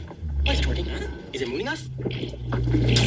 And they burn through the webs that's covering them with the X weapon, and Ryan becomes the Avatar again by using it. And the X weapon also destroys the monster because it's powerful enough to do that. But by the time this is done, Gray has already escaped, and so they lost their chance to capture her. And Ryan ends up taking Harper to a room in the robot and is going to wipe his memory completely with the neurosplicer, because you can do that if you just leave it on for long enough. But then he decides against it because Harper's like, sounds like something I would do. And he's like, I'm nothing like you. So he doesn't do it. And then Harper uses the vision thing that he was doing before of like sending them to Ryan's brain, which like incapacitates him. And so then he ends up escaping. And then Leo ends up sending a message that he found Ryan's birth father, but he's also in great trouble and will die very soon. In episode 5, Versus the Mountain, Ryan's birth father ends up being at a mining job inside a mountain. And the mountain ended up caving in because it's like very old, I'm pretty sure, and they weren't supposed to be mining there. And so the company is keeping it very hush-hush and won't call people to save them because they don't want basically the authorities knowing that they were mining there. And Ryan wants to take the robot out there to save his dad, but Mark and Leo end up staying behind to put a new security system on their house since Harper is now free again. And their mom was a pawn in his last plan. When Mark and Leo are talking,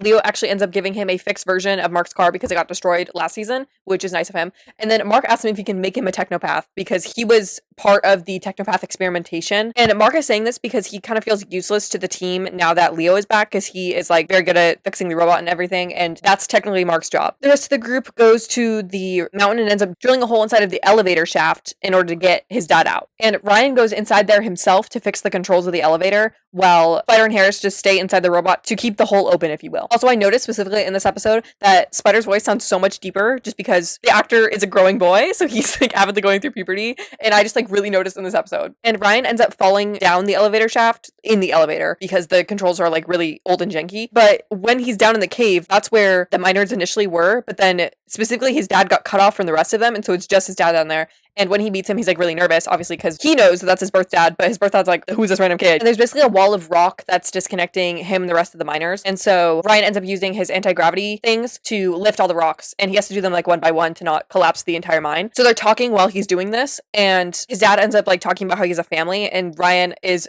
initially really scared about this because like, oh, what if he has a brand new family because he just like forgot about me, but he just has a wife. They end up getting all the rocks free, but that crushed wall was actually holding up the entire ceiling, so it starts falling more. Ryan's dad ends up getting his leg pinned underneath a rock, and Ryan is really trying to save him, and then he's like, no, just leave me, like you don't even know me. And Ryan literally admits right then and there that he's his son. And so they get all of the miners into the elevator right when everything is collapsing, and that's when the elevator shaft is collapsing, and so Spider shoots a grappling hook from the robot to pick up the elevator and manages to save everyone. And while all of the mining team is going to the infirmary, Ryan and his dad end up having a chat about the whole robot business and also the fact that they can't really see each other because Harper is still out there. And while this is all happening, Mark and Leo are setting up a new satellite dish that is a part of their security system, I guess. And Mark explains further that he wants to be a technopath because he wants to take some of the load off Ryan because he is like in charge of the robot and everything. And they end up getting caught by Mark's mom when they're like mounting the satellite, and so they lie and say that Leo is a TV repairman because that's the only explanation for them putting a satellite on the roof. And Leo is not able to make Mark a technopath because it was like a generation down from the experimental team, so it's a whole lot of business. But he explains to Mark that he already helps Ryan in many ways because he is like his brother and stuff like that. And then a citywide blackout goes over Bay City, and so the robot is called back because they were out in the middle of nowhere at that mountain. Ryan's dad is left in the woods where the elevator landed, and he ends up making a phone call saying that he got a specific ore from the mine, and then he also has one of the gravity pucks, and he's like, and I have a way to track Leo. So whoever he's talking to has some evil intentions. In episode 6, Versus the Dark Knight, literally the Dark Knight, the movie, they have an inkling that Gray is behind the citywide blackout because it's from the power plant of the city, but they just don't know how to fix it. And they're scanning the city for possible spots that have power, and the place that has the most power in the city is Veracity's house. And so Harris and Spider go to check it out because they want to see what she has. Also, Harris immediately recognizes the address as Veracity's house because he memorized her address. It's not even in the case of like, oh, he's been to her house many times. He just memorized her address. And so everyone calls us out because it's weird. It's objectively weird. And Ryan and Mark are going to the power plant to check if Gray is behind the power outage. And they go with these new glasses that they got with robot tech, and it basically scans things in real time, and it also has night vision, and they look goofy as fuck. When Spider and Harris end up going to Veracity's house. There's a whole There's a whole house party going on. They end up just crashing it. And then Harris asks why they weren't invited, which is crazy.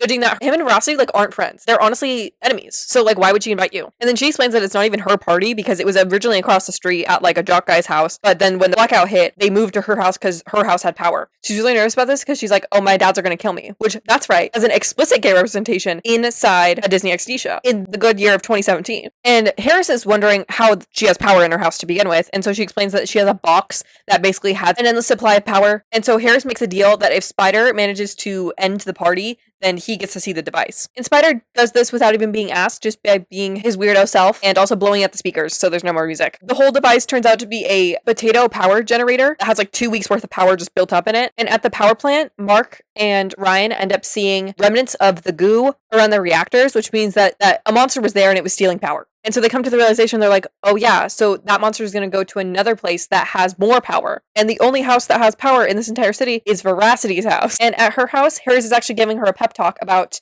the fact that the jock guy who moved the party to her house called her a nobody because she was like, hey, get out of my house. And he was like, I don't care about you. You're a nobody. And she is feeling a little bit bad about this. But then Harris tells her that she's like really smart. And so she shouldn't feel bad. And the monster does show up to her house. And it's a mix between a mosquito and a dinosaur. But it uses the like nose thing of a mosquito to suck up power.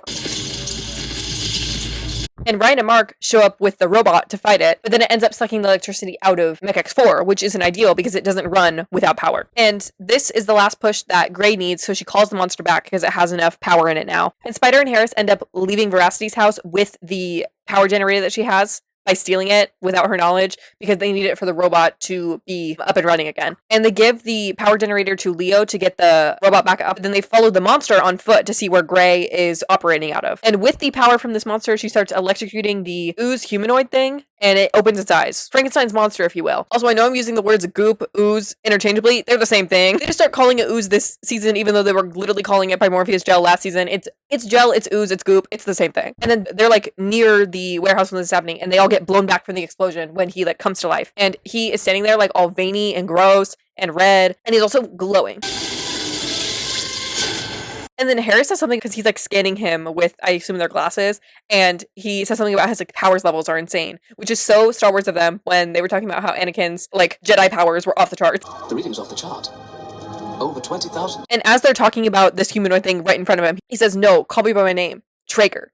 He literally names himself after a grill. And this right here is Traeger. He's red, he's veiny, and he doesn't actually have this hood ensemble yet, I don't think. He might be naked when he wakes up for real, because like I don't remember him having clothes, but I think he does. Because it would be kind of crazy if he was like just naked in front of a bunch of teenage boys. But I wouldn't be surprised with this freak. He named himself after a grill after all. And this is conveniently timed, aka Leo gets the robot up and running. And so they go outside the warehouse and then Traeger is following them. Yes, and this is when he makes himself a shirt. Aka he was literally just being shirtless before this. He had pants, I think, when he woke up. And then he makes himself a shirt out of his own body, I guess? I don't know. And then Ryan from inside the robot tries to step on him because he's just like the size of a tall man, if you will. And he actually can stop the robot's foot and like pushes them back. He also then like does like a super jump to be on top of the screen that's at the top of the robot and just like stares at them and then walks off like a little freak.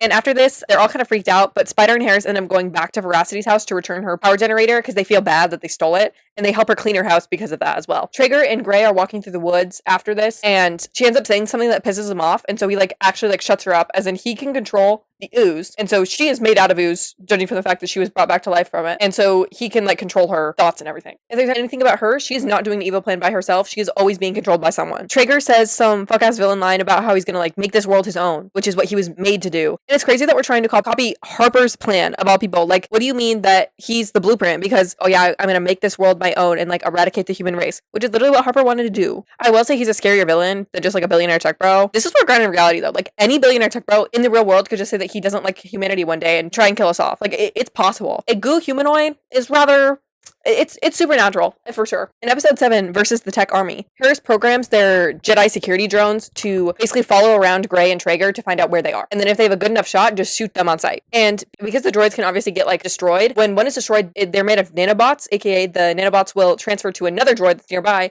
and the info will get transferred. So if, like, one gets destroyed that knows the location, the next one can still send the signal to the robot. And Ryan and Mark get called home by their mom, and it turns out to be a surprise trip from their dad. He is back because he got them all tickets to go to, like, a tech expo thing, and Mark is excited because there's a sports signing there, and Ryan is excited because he's, like, into tech stuff. And their dad is just mostly excited to hang out with them because he hasn't seen them in, like, a month. But Ryan, this whole time, is very distracted because he's looking for updates on Traeger and Gray's location from Harris. He's not really paying attention to his dad, and so his dad feels like he doesn't like him, if you will. And while they're at the tech expo, Spider and Harris find a possible match for Traeger at, like, this airport. They decide to go in person to investigate just to make sure that's actually him, because there's, like, a mysterious figure in a black hood and a hint of red on the skin, so they want to make sure that it's actually Traeger. But before they leave for the airport, they're, like, messing around in the robot and shooting lasers at each other. Harris accidentally bumps the control panel for the drones, and it actually targets Veracity instead, so it will, like, seek out her location and also try to attack her. Mark is by himself at the tech expo in a line for the sports signing thing that he wanted to go to,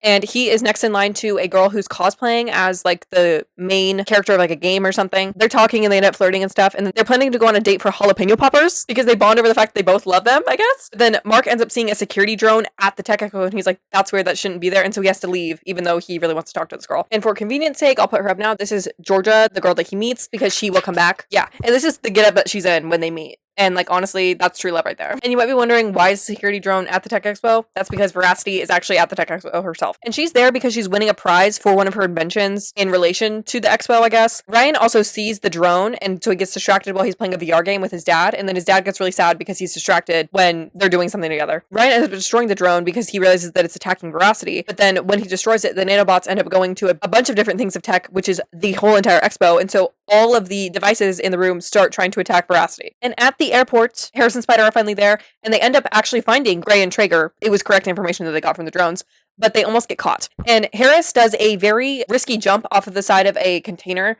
and so he does manage to throw a tracker onto Traeger's jacket, but he hurts his arm in the process because he lands on it weird. And at the expo, Ryan is freaking out because it was technically his fault that all the tech is freaking out, and he doesn't know how to fix it because it's too many things to control at once. And his dad walks up to him right at this moment, and so because he's, like, stressed out, he ends up just, like, yelling at him to give him space, and so his dad gets really sad and, like, leaves. And he leaves right in time because the doors end up locking right behind him, and so he dodged a bullet. Ryan and Mark end up teaming up with Veracity to use one of her inventions that she had, which is called, like, a buzzkill, and it basically, like, cuts the power to things around it, and so she uses it to cut the things that are attacking her. And then Ryan's dad comes back in once the doors unlock, and him and Ryan have a heart-to-heart because Ryan explains, like, oh yeah, like, sorry, I've just been stressed out today, like, it's not about you. And then Mark ends up talking to Georgia again, and she gives him her number to have a rain check on their jalapeno poppers date. So go him. I wish I could say that we were almost done, but we're literally only on episode 8 because, like, I feel like everything has happened in this season already. That's the problem, is that, like, they constantly fight these villains that end up getting away, so it leads to the season feeling very long.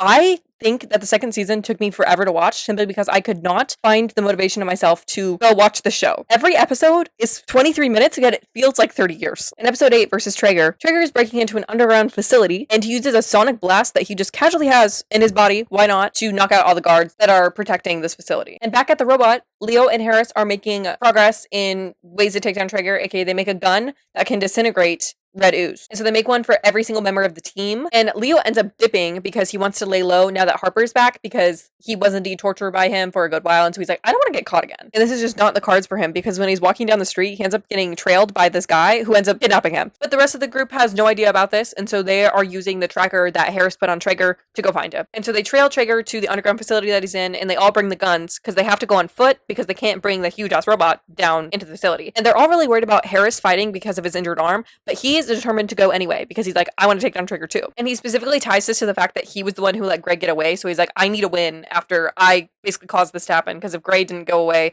then we wouldn't be dealing with Traeger. And they realize, I think it's with the sonic blast thing that he does with the guards, the tracker falls off of him at this point, and so they just have to look around the underground facility for him in general. And they end up finding him when he's attacking Ryan, and so they all shoot him while he's like focused on Ryan, and this seems to affect him a little bit, but then he jumps through the ceiling to get away. They're looking around for him again. They're talking about like what he could possibly be doing in the facility, and they quote a song from Wicked. He went this way. What's he doing? Something bad? Horrible song though. I don't know why they would quote that one. And they end up surrounding him and he gives them some props. He's like, good job that you guys could hurt me, but it won't be doing anything. Because then he jumps into like a red beam thing and like supercharges and he turns into a huge monster. And not only is this monster huge, but it's also like freaky. It looks weird. And they all go to the robot to fight this monster without Mark because he's fixing a power core issue in the facility because Trigger like flipped something and the entire thing could like blow up if they don't fix it. And Mark does his side of the job, aka he fixes the power thing, but the rest of them in the robot are struggling because all of the weapons that they have aren't really doing anything to Trigger just because he's so powerful. And Harris isn't able to do all of his defense capabilities because he's only using one arm. And so he ends up just using his injured arm, which injures it further. And he's also taking off his seatbelt that they have inside the robot in order to like fully extend his arm. So then when they get hit, he takes a tumble, further hurting his arm. And 5 seconds later, an editor got fired at Disney that day because he's actually in his seat when he's supposed to be on the ground.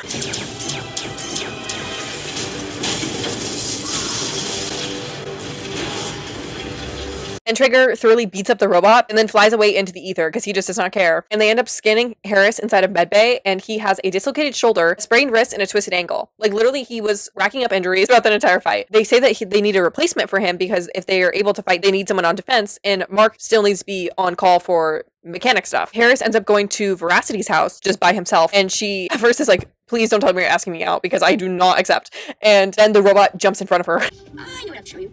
Just do it. Who are you talking to?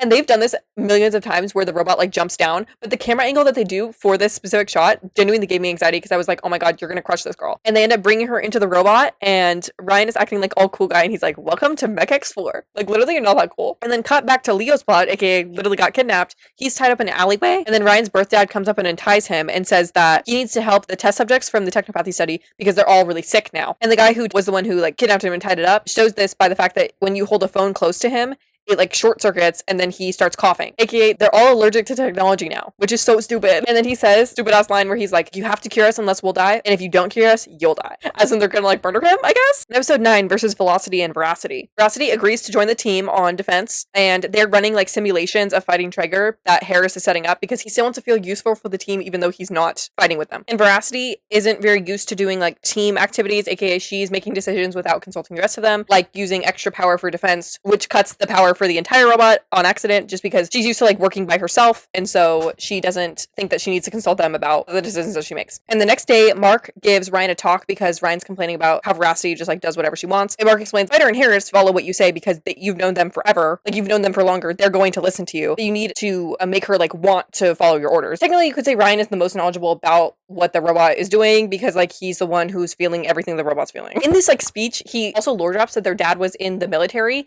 and so he followed his commanders because he respected his commanders. I don't think they really needed this analogy, but lore drop, I guess. And now they have a new mode for the robot, which is flight mode, because Trigger's monster, as we saw, had wings. And Harris can control the flight mode with like the backpack thing, like the sub mode, because he can just be in the jet driving, if you will. And as they are flying, Mark is fighting for his life because they never give this man a seatbelt. And I mean this so seriously. He's on the top awning of the head of the robot and there's no seat up there. So everyone else has a seatbelt and Ryan is like strapped in via harness.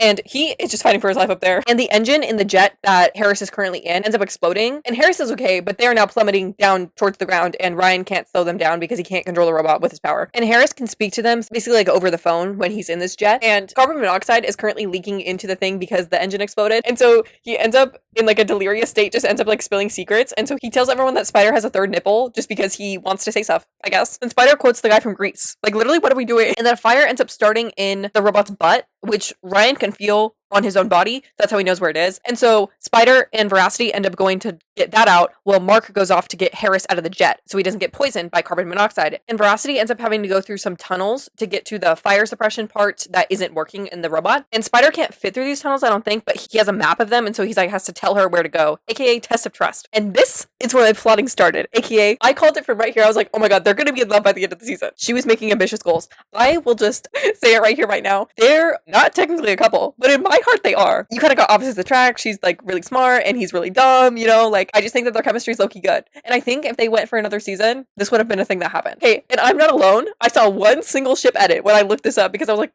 people have to be talking about this. No one was talking about this, and I think there was maybe one post on Tumblr. I don't think fandom was big enough in this time and around the show to be campaigning like I was. Because when I was watching the show, I was like, oh my god, yeah, they're gonna make them in love. And I felt delusional every single time I was seeing it. He ends up guiding her to the control successfully, so all of the fire is going out, except for a fire that started inside the vent where Veracity is, and so she has to like rush out of there. And when she's like avidly rushing out of here, they're like talking over an earpiece, I think, and Spider calls her V. And I'm pretty sure he's the only one who ever calls her by a nickname. So like my theory is correct, guys. And he calls to Ryan and says like, oh, incline the robot so that she can like fall through the vent faster. And then she ends up falling on top of him, and they're like really awkward about it.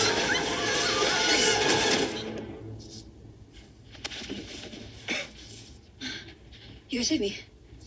And you saved us, so thanks, and you're welcome. Thanks and you're welcome. Thank you, and you're welcome. Thank you and you're welcome.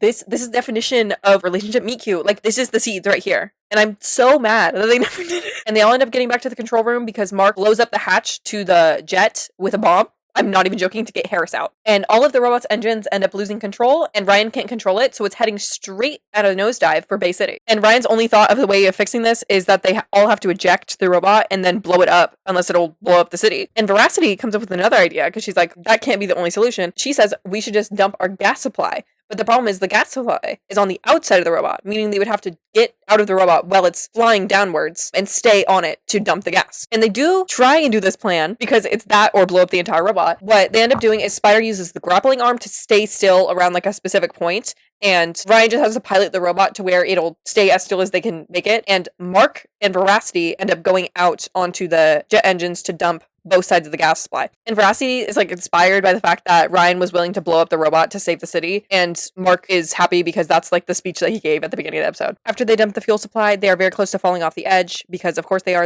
on top of a plummeting robot. Mark ends up only holding on by his hands, but then he manages to like pull himself back, so he's holding on by his feet. Veracity on the other hand is only holding on by one hand and cannot get back on her feet. But eventually she does manage to, unless that would be a very gruesome death. She'd be plummeting to the ground. That's crazy work. And they do manage not to crash into the city. And from the overhead shot, Bay City has like skyscrapers. So I really don't know how big it is because we've only seen suburbs up to this point. I guess it's big enough to have two separate high schools.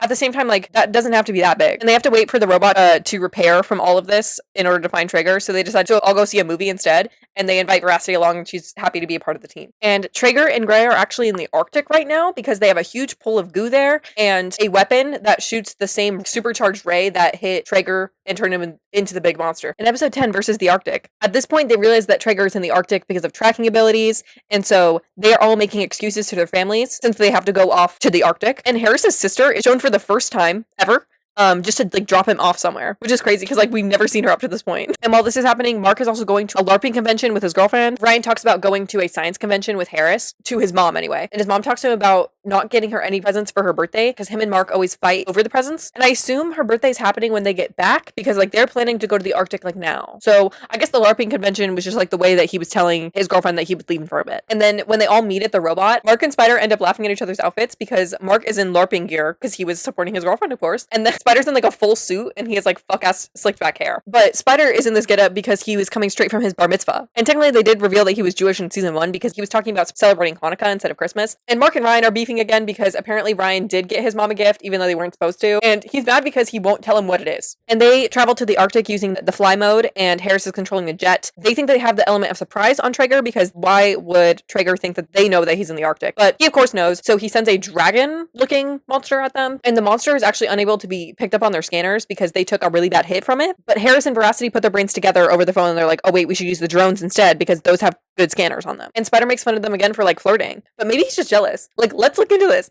because like he's constantly making fun of them about like, oh, like you guys are in love, blah blah blah. But like maybe he's just secretly in love with her. Guys, my headcanon has to work. I'm afraid it has to work. Do you think if they got a season 3, they would have made a love triangle between them? Because like technically these are like academic rivals, like go for that trope, but like they don't have chemistry. Spider and Veracity on the other hand, and they end up finding the monster right under them. That's why the scanners weren't picking it up. And so Ryan has the robot wrap around the monster and pushes it to the ground. I like to point out during this entire fight scene, Ryan is like airborne in the robot because it looks like he's skydiving because the robot is technically skydiving. This is not the server they thought it was when they were filming. They were like, oh, this shot's gonna look really cool. No, it doesn't. It looks fuck ass actually.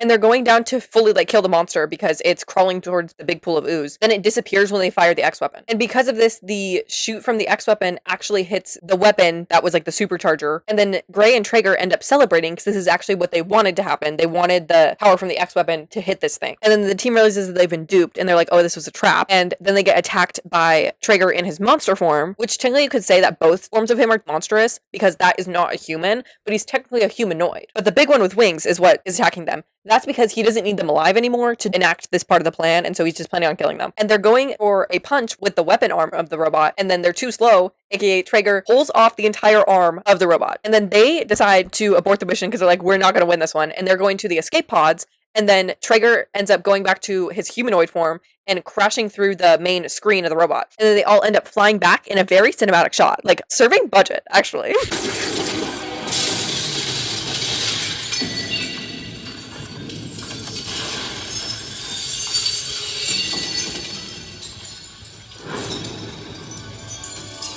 And this is because we have a mid-season finale on our hands. Like, this is the cliffhanger of the whole thing. It's like they're fighting the big bad and they're losing hardcore. And Traeger basically like corners Ryan and is talking about how it's over, like they should just stop trying because he won. Then Harris comes in with one of the guns that they were using against him before, and this buys them enough time to make it to the elevator, except for Ryan because he purposely stays behind because he's a dumbass. And then it turns out Traeger actually isn't going to kill Ryan, but he wants to mind control him instead because he wants to be able to use Ryan's power. But then Ryan manages to electrocute the boots that he's wearing, and so he manages to escape into another part of the robot. And then Traeger goes back into his big monster form and rips the robot in half and throws both sides of it like out into the ether in the Arctic.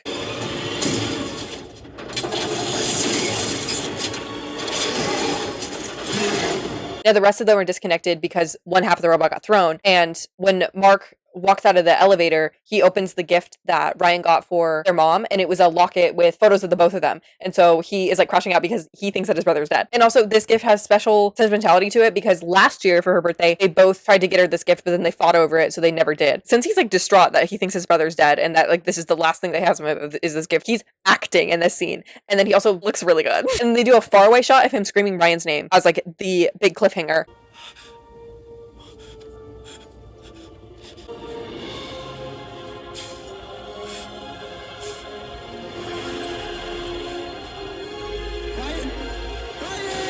And it's so Revenge of the Sith when they do a faraway shot of Darth Vader. I think the show is just an excuse for me to make every Star Wars reference ever. In episode 11 versus the Wolves at the Door, everyone is freaking out because they don't have Ryan and they have no way home, aka the robot torn in half. That was the way that they got there, and they cannot get a plane ride back there in the middle of the Arctic. And then one of the winged monsters that we've seen before, it's a mix of a saber tooth, but it has wings, and with horrible green screen, none other than Seth Harper comes out of its mouth because of course he's inside of that monster again. He happens to have a headquarters in the Arctic because of course he does. Convenient for the plot, but he brings everyone except for Ryan to this headquarters because he's now on their side, aka he wants to take down Traeger and Gray because they're plotting against him. And they make a plan to go look for Ryan because without Ryan, there's no controlling MECH-X4. And also they are worried that he's going to die in the Arctic by himself. So they want to go look for him. But Spider and Veracity go to the bottom half of the robot because they have to split up to look in both halves because they're like far distance away from each other. And then Harris, Mark, and Harper go to the top half of the robot. Notice how they put Spider and Veracity together for this mission? I'm not crazy. And Harper is specifically in the control panel of the top half of the robot trying to get the internal sensors of the robot back online to look for Ryan there. And everyone's just kind of like wandering around looking for him. Ryan's actually currently in the chest of the robot and Traeger's still chasing him around. Like he's obsessed with this teenage boy to a concerning degree. Like someone needs to check on him. And in the bottom half of the robot, aka not where Ryan is. So Spider and Veracity end up getting cornered by a bunch of wolves and they end up trapped in a closet together. Guys, like we're hitting every trope. Opposites attract, forced proximity, and Ryan ends up making it into the weapons room, which has a bunch of the ooze guns still stored, and so he has some sort of defense against Traeger. And he also does a complete lockdown of the area around him to protect himself. This also locks the doors around Harris and Mark. And then this is when Harper finally gets the internal sensors back onto the robot, and so he can see Ryan's location and communicates with all of them where he is. And Ryan thinks he sees Traeger walking into the weapons room, so he like knocks him back, but it actually turns out to be Mark, and he's like hallucinating that he's seeing Traeger. And this is to the point where he like thinks that Traeger is messing with his mind to make him think that it's actually Mark, and so so he's like gonna shoot him, but then Harris comes in and like tackles him, so then he doesn't. So we got a 50-50 shot. Either he's getting hypothermia from being stuck in the Arctic with no proper insulation, or he's being mind controlled. And with both Mark and Harris in the room, he actually ends up seeing 2 different sets of Traeger, and so he starts running away, and they're like trying to run after him to keep him safe. But then they realize that Ryan's brain was still connected to the robot when it got ripped in half, aka his brain is kind of like acting like a computer system to where it's like it needs to reboot, but it obviously can't because the robot's out of commission,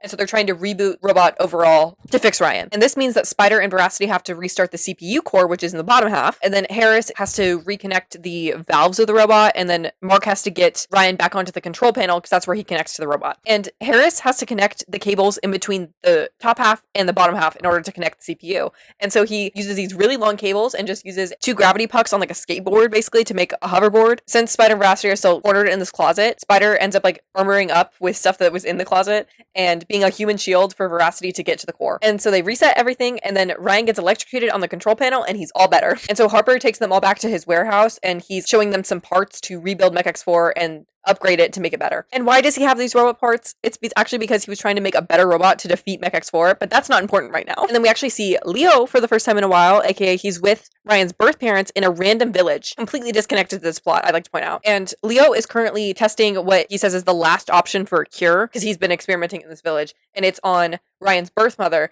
and when he injects it, her veins start turning blue and then she starts seizing. So I guess we'll see if that's a good thing or not. In episode 12 versus the 30, the robot gets officially rebuilt with the help of Harper and his money, so good for them. And then because he's the one who like gave them the parts and everything to rebuild it, he's like, oh yeah, I'm part of the team now, and everyone's shutting that shit down. They're like, no, you're evil. And Ryan literally makes a deal with him that after they defeat Traeger, he's like, I'm going after you after that. You're getting killed. And then Ryan gets a call from Leo to basically invite him to the village where all the technopath experiment people are. And then because they're just like bumming it in the Arctic for a while, Ryan does decide to go to this village because he is offered the chance to meet his birth parents. And then when Ryan gets there, they explain that they like have lived in this secret civilization because they can't be near technology unless they're gonna die. The sickness that they have is like slowly wearing on them to the point where if they don't get cured soon, they're gonna die. And they say that Ryan is the last hope for a cure because the last serum did not work. That was shown in the last episode. Ryan's birth mom is still like down for the count, like she is not getting better, but they have Ryan try curing a young girl first who hasn't been sick as long. Also, this begs the question, were they doing the technopathic experiments on children? Like, did she get it from the experimentation, or did she inherit the sickness of the experimentation? Things to think about. Also, Leo is obviously staying in the civilization to try and cure the people, but they all hate him because he was the one controlling the experiments when they were happening. Were they not consenting subjects in the experiment? Like, did they get kidnapped? What's going on here? Anyway, the fuck-ass explanation that they give about the sickness related to technology is that they are giving out technopathic energy, but their bodies can't control it like Ryan's can because he actually has the power to control it. But instead of releasing it in a healthy way, their body, it's like attacking against their body, and so it's making them sick. And so their genius plan is that maybe Ryan can extract the technopathic energy out of us, making us normal and therefore not sick. And he does actually manage to do this on the young girl that he was really trying to cure, and so she's perfectly healthy. But taking the energy into his own body makes him pass out. And then back at the robot, Mark is sad because Georgia ended up breaking up with him because he did indeed ghost her after being trapped in the Arctic for a while. And he can explain this, obviously, but he's like, I promise that it was for a good reason. And she's like, no, fuck you. I'd also like to point out that they are not in the Arctic anymore. They are now back home. That's important for the plot coming up. Even though he is sad that his girlfriend broke up with him, he also thinks it's for the better because he would have to continue to lie to her anyway. And then when Mark is talking about this, Spider and Harris end up trying to win Georgia back on his behalf, without his knowledge, of course. And Veracity hears about this, but then she just lets them do their own thing. But what they end up doing is Spider ends up stealing a bunch of flowers, and I think it's from like a funeral service. And so the flowers say, sorry for your loss, but Spider didn't see it. They just drop them off at her doorstep. And so she opens the door and ends up getting more mad at Mark because she thinks that he's saying sorry for your loss as in you lost me. And so Harris decides to have a different plan of having a drone spell out I want your love today, but then the wind changes it to be I want our love to die, which is so wicked of them.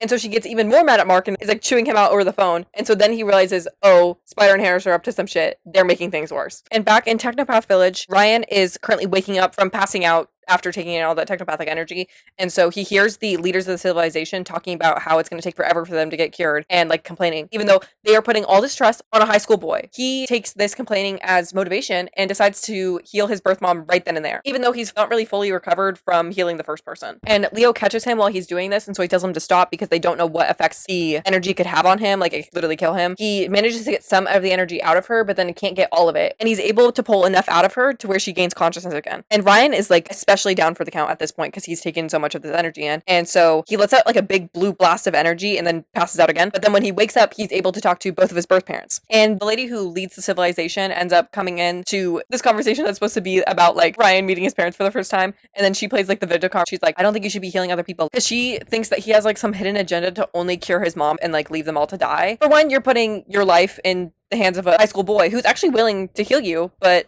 you are just assuming the worst of him. And then she is not sympathetic to the fact that he's meeting his birth parents for the first time in his life. She's getting this all from the fact that Leo wants to take some time and run some tests on Ryan before he tries to cure someone else, in case the energy could literally be killing him. And like, she's willing to take the risk of killing a young boy who's like innocent in all of this to cure herself, basically. And then she creates an ultimatum where she's like, if you don't cure the whole civilization, then you're never going to see your birth parents again, which is absolutely wild to be doing to a child. I'm sorry. And everyone's kind of looking at her like she's crazy, but she's like, no, the procedure must be safe because you've woken up twice from it.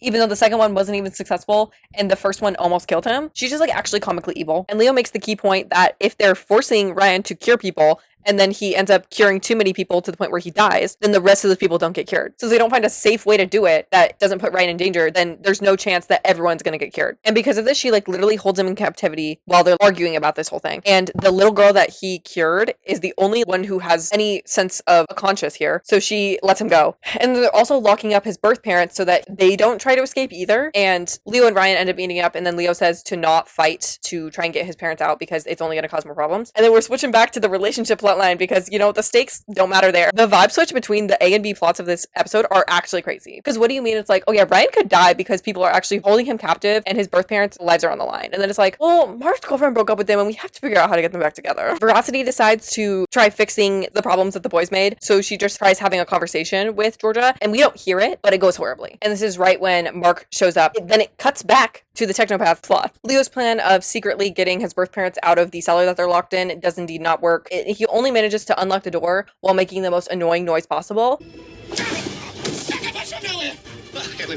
And while Leo was figuring this out, Ryan goes to the outside of the civilization where they have to drop all of the technology that anyone has when they're entering. And so he takes the bucket, runs back in, where the leader is literally pointing a crossbow at Leo, and he dumps all of the tech near them, so then they all fall sick. But they still manage to surround both Leo and Ryan just because they outnumber them. And the leader's trying to convince everyone that they should just let Ryan risk his life because it's better for the rest of them. And what used to be her right-hand man, like the second leader of the civilization, ends up disagreeing with her because Ryan's birth parents are part of the civilization as well. So by targeting Ryan, they're targeting them. And he says that that's not right. And she does not want to listen to him because Ryan actually already cured him when he was being forced to cure people. So she's like, fuck you, I don't care. You're already cured. He does give a nice speech about how he originally volunteered for the experiment to help people. And it was like supposed to be for the betterment of the community, I guess. I don't know what the grounds of the experiment would even be. He doesn't want to then endanger a random boy who actually ended up saving his life because he got cured. But this begs the question. So they did volunteer for the experiment, and yet they are mad at Leo for the side effects that come from it, even though they probably got told at the beginning that there was going to be side effects. And so the civilization ends up usurping the evil dictator and locking her in a barn. And now hop, skipping, jumping back to the B plot, Mark ends up talking to Georgia face to face. And he basically explains that all of the stupid stuff that was happening today was from the kids. And so he's like, oh, ignore that. That was not me. He apologizes for his exact words as ghosting on you. And Georgia decides to give him another chance and kind of berates him on the topic of communication. As in, she says, just tell me when you're busy. You don't have to tell me what you're doing. Just tell me that you're busy. And so I don't think that you're ignoring me. And that seems very trusting, but you know, like, shout out to her. She's not a jealous girlfriend, I guess. And then finally, to end off the episode, we get a scene of Gray, finally, because that plot is still happening in the background. And she goes into a facility to steal a Venus flytrap. She's fighting off these guys in like hazmat suits who I think are like scientists working on the Venus flytrap. And she turns to Kalboon to fight them. And I think the Venus flytrap also eats people. In episode 13 versus Miami, they have to fight a big version of Kalboon. They end up failing hardcore because the robot is all out of whack after having to be rebuilt basically from the ground up. And this is also because Leo and Harper are being forced to work together to rebuild the robot, and that's not going well. But dare I say, low-key enemies to lovers. The tension's there, and they're fighting this monster at the research facility where Gray was getting the Venus flytrap, and they're really confused as to why the monster's there because it just ends up leaving after they can't defeat it. And Ryan and Mark go home to find out that their house is for sale because their mom is trying to force them to move to Miami. And this is because she thinks that Bay City is unsafe, which is actually factual. She's correct in saying that, but she's basing the ability to move based off if she gets an audition for like a famous chef that's coming, because this famous chef is offering a job in Miami if she does well at this exhibit or whatever. And so the boys feel bad because it's like her dream job, but they do indeed plan to ruin her audition so then they don't have to move to Miami. Because if Ryan's not there, there's no MECH-X4, and then the evil grill guy will just kill everyone. And so while Ryan and Mark are doing that, Harris, Spider, and Veracity end up going to the research facility after the authorities leave because they are worried about a big monster breaking into it, and so they like are looking around to see if anything's there, but they go in after them. And Spider and Harris are having a heart-to-heart about the fact that specifically Spider doesn't want Ryan to lead because he's like the glue of the group, and so he thinks that him and Harris are going to drift apart like Harper and Leo. And speaking of Harper and Leo, they end up beefing in the robot so bad to the point where Leo zaps him to be unconscious and then puts him in wrist cuffs like Leo was in the torturing room in the first season. Dare I say, a bit kinky. They're talking while he's in these constraints, and I'm like, guys, are we sure we're not just gonna kiss right now? Computer, make these guys super gay and horny. And Harper is talking to Leo and reveals to us, the audience, that Leo actually helped him make the monsters. And this leads to them to come to an understanding that Leo will work with Harper if Harper doesn't say anything to the rest of the team that he was partly behind the monsters. And his defense is that he thought it would help people. I really don't know why he thought making monsters would help people, but that's neither here nor there. While they're trying to sabotage their mom's audition, Ryan and Mark end up distracting her enough to where she burns the quail that she's making, but the chef is kind of a freak and he's like, wait, that's different, and I think I like it. So he just like likes burnt food, I guess. Big upset for them because this is putting her at a way good advantage. And at the research facility, they end up finding another one of the Venus flytraps because there's like many of them, and it starts eating Veracity's face. Like it attaches to her face, and they have no haste to get it off her. Like she is screaming for help. And then they're like, oh, I don't know what to do. Like, I don't know how to get it off. And then they find a pesticide. They're like, oh, like, I think this is what would hurt it. Don't worry, we'll get it off. Everyone just stay still. There's gotta be something nearby we can use to kill it. See that tank? But they don't know if it's safe to put on her skin. And Spider decides to test it by completely taking off his shirt and spraying it all over his chest. And it is indeed safe for human skin, so they get the thing off her. I think just spraying it on his bare arm would have sufficed. I don't know why they had like a 14 or 15-year-old boy shirtless. And while he's spraying the pesticide all over himself, he says like, oh yeah, Veracity safety is more important than my own. The clues are here. Like my headcanon is real. And because I think there's like partly venom that got into her, she's really loopy after they get the thing off her. And so they do like a fake out where she looks at Spider and she almost says that he's cute. We don't know if that's safe. Safe? What do I care about safe? I mean, my safe. I care about your safe. I think it's safe.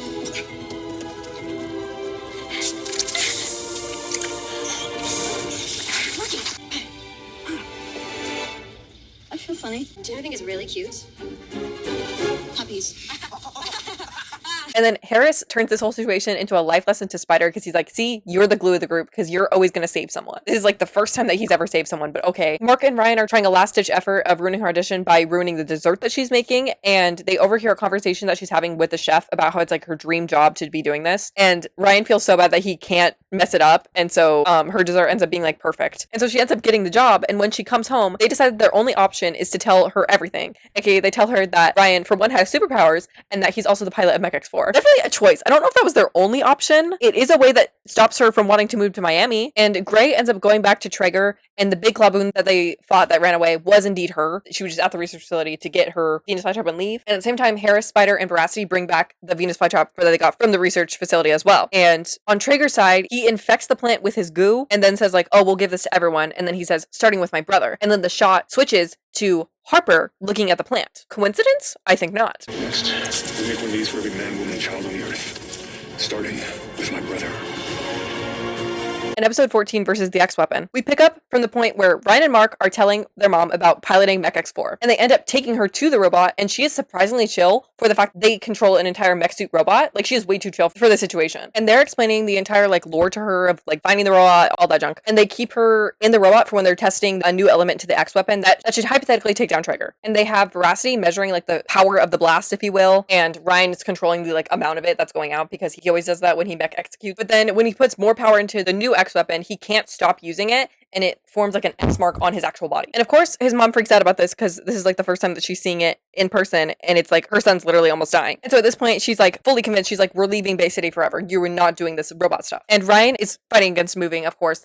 And then his mom ends up giving a speech about how like the worst thing as a parent is constantly worrying about your kids, and the fact that her two sons are piloting a big mech suit robot and fighting monsters is not going to be something that she's to chill with. And she says that she doesn't want them risking their lives anymore and to give their information off to the military so then they can deal with Traeger. at the same time, what is the military going to do with Traeger? And Ryan does agree to this only for the fact that he feels really bad for his mom. But she also has him promise not to go back to the robot at all. And it's very bad timing for this because Traeger decides to attack right at this moment. And he first targets like a random construction worker. Literally don't know why he's doing this. But then he turns into his big dinosaur monster. The military is already there, I guess. I guess they got called. Ryan's mom is trying to give flash drive of information about MECH-X4 and Traeger and all that stuff. But they don't take it because she's just some random lady. She could be giving them a virus. And then they basically tell her, they're like, yeah, we can't do anything about this monster right now because like, it's not taking any damage from what we're doing. We just have to wait for reinforcements. Like, they're not trying to save anyone. They're like, if people die, they die. And they basically say, they're like, oh yeah, it's up to MECH-X4 because we can't do anything. Mark and Ryan do get the monster alert and decide to like take back their word because they're like, we have to save the city.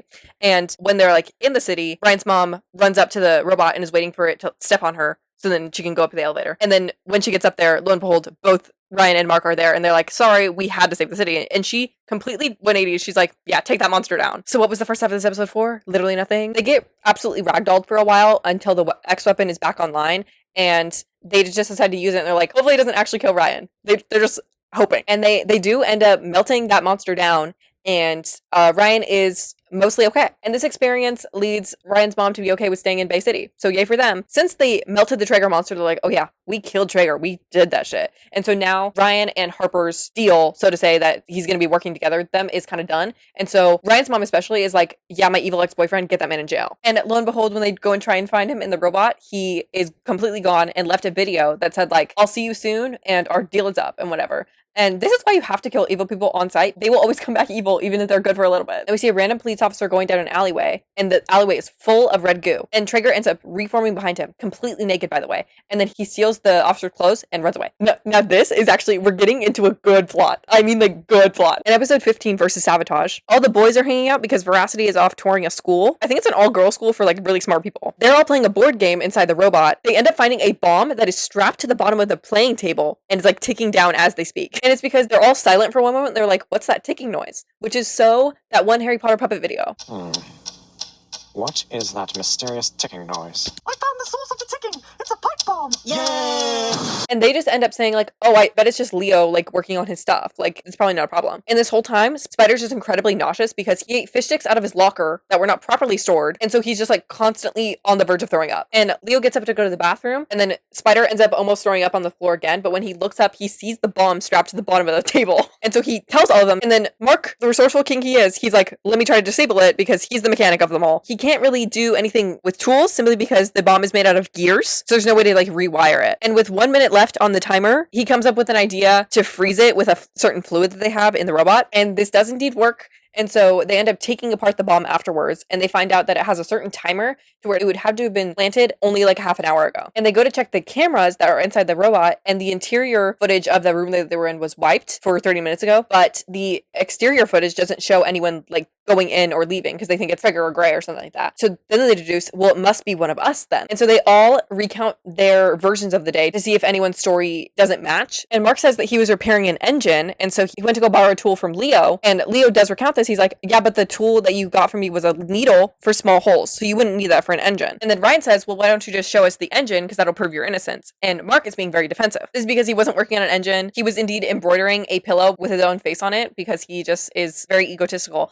and he was embarrassed about the fact that he was embroidering. And it's actually like a really cute thing because Georgia was the one who got him into embroidering because they do it together while watching basketball because basketball is his thing, but then embroidering is her thing, so they like mix their things together. It's really cute. And Spider tells his version of the day, which is actually just like a fever dream because he was asleep for half the day in medbay because of his food poisoning. And Harris was taking care of him in the medbay, and so he wouldn't have time to plant the bomb because Leo cut the power to the elevator while doing an upgrade on the robot. And Ryan tells his version of the day, which was that he was training on the control pad, but they say this couldn't have been true because Leo cut the power to the entire robot, which includes the control pad, so you couldn't have been there. And since he is caught in this lie, he admits that he was lying about that, but he didn't plant the explosive because he was actually setting up to cheat in the board games they were doing because he always loses. And when they get to Leo's story, he's like incredibly defensive compared to the rest of them.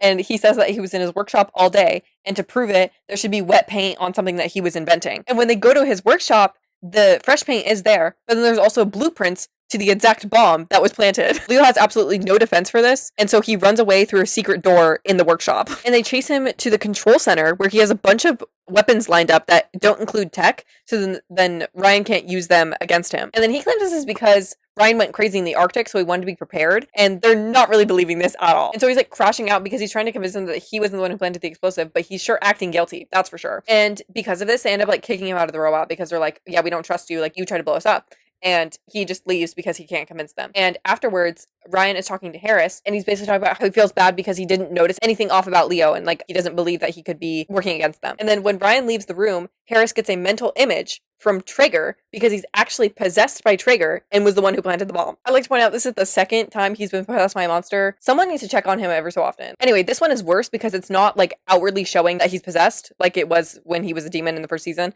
So he seems completely normal, but Traeger's like in control of his mind. And so through his mind, Traeger tells him to get rid of the Technobat. In episode 16, versus the monster within, they're playing a game of mech-link laser tag, aka shooting each other with lasers with their little wristband things. Harris ends up winning because he uses 2 mech links to shoot Ryan, and then Ryan jokingly calls him evil, and they all leave the room after this because they're like laughing about the game. Harris is left alone and then has like a Sleeper Cell agent wake up code of the word evil. Traeger's back talking in his mind, and this is when we learn the reason that he's possessed in the first place. It's from the residual ooze that was in his brain from the first possession because it never fully went away. And not only is he just now possessed, but he's actually been possessed since when he let Gray get away in episode 4. I'm talking Traeger was in control and on behalf of him let Gray get away. So it's been 12 episodes. He's been possessed this entire time. And also, Harris was the one controlling the jet in the Arctic, and so he purposely led them into Traeger's trap, which is why they were so confused because they were like, how did he know we were coming? It's because he was possessed. And so he has an element of normal Harris brain, like when he was having like heart-to-heart conversations with all these guys, he's normal, but he just kind of has like blackout moments. And I guess he's not concerned about that. And in this possessed state, Harris says like, I will divide the team and then take out Ryan when he's alone. And of course, now that we have an interesting lore element introduced, there's going to be a fuck-ass plot to go along with it. So in the B plot, Spider is obsessed with tagging this wrestler on Instagram because there's like a contest thing where if you tag him, then you get to spar with him. And he's explaining this to Ryan when Harris walks in the school and he looks like cool now. AKA he's wearing a leather jacket. So he's just showing that he's evil now, basically. Also, I think this is like Traeger fully taking control of his brain rather than him being like semi-conscious beforehand. This is like Traeger's in control all the time now. And he also has like superhuman strength now and beats up a bully that's like talking to him. So I don't know why no one is concerned. Harris sets up Mark to go join the dance team because he thinks that it's another way for people to appreciate his awesomeness, aka buttering up his ego, so then he will be off somewhere else. And he also makes a bot on Instagram that's simulating Spider's account, tagging the wrestler over and over and over again. And Veracity pulls him aside, not to talk about the fact that he's acting evil, but actually that she got accepted into a school from London that she never applied to. So Harris did it on her behalf. She says that like it's her dream school, but she just never applied. And she says she wants to go because it's modeled after Hogwarts. And his internal monologue in his brain is Traeger being really concerned that she's going to call him out for being evil instead of like this whole situation. And so he's saying like, stab her right now, kill her right now. And then she ends up saying like, you don't have to send me away. Like, I'm not going to take your spot on the team. When you are fully ready to take over defense, I'm fine to step back. And this makes him drop the screwdriver that he's going to kill her with. And he instead uses the thing of sending her off to the school as a way of disconnecting her. And so he acts all nice and says like, I just wanted to challenge you with this school. First, this is just things that they're being nice to each other. They never do that. And so she should be like, why is this man being nice to me? And they end up hugging. So out of character for him. Mark actually makes it onto the dance team for simply breakdancing for a minute straight. And why not? Because he's hot. And Ryan doesn't necessarily care that Mark is off doing his own stuff because he's like, both Harper and Traeger are gone right now, so you should be doing whatever you want to do. And with the whole bot thing, Spider does indeed win the spar with this really buff wrestler. It's basically pre-planned because if a wrestler actually tried to do the real deal with Spider, he would get like mutilated. But when the fight starts, the wrestler's still getting notifications that he's tagging him on Instagram over and over again. So he's like, what is wrong with you? Like, are you trying to make me mad? And because of this, he starts fighting him like for real. And luckily, Spider is wearing some MECH-X4 tech, which is like a belt that is like a force field around you. And so he physically can't get hit. And then since Harris has managed to like get everyone on their own paths, he calls Ryan out to the woods because he's like, oh yeah, Gray was spotted here. And then when Ryan walks out there, Harris is coming up behind him. He's going to hit him with the head with a metal pipe. But then at the last minute, Ryan jumps up with anti-gravity pucks. And then he calls out the rest of the team because they actually knew the entire time that Harris was evil.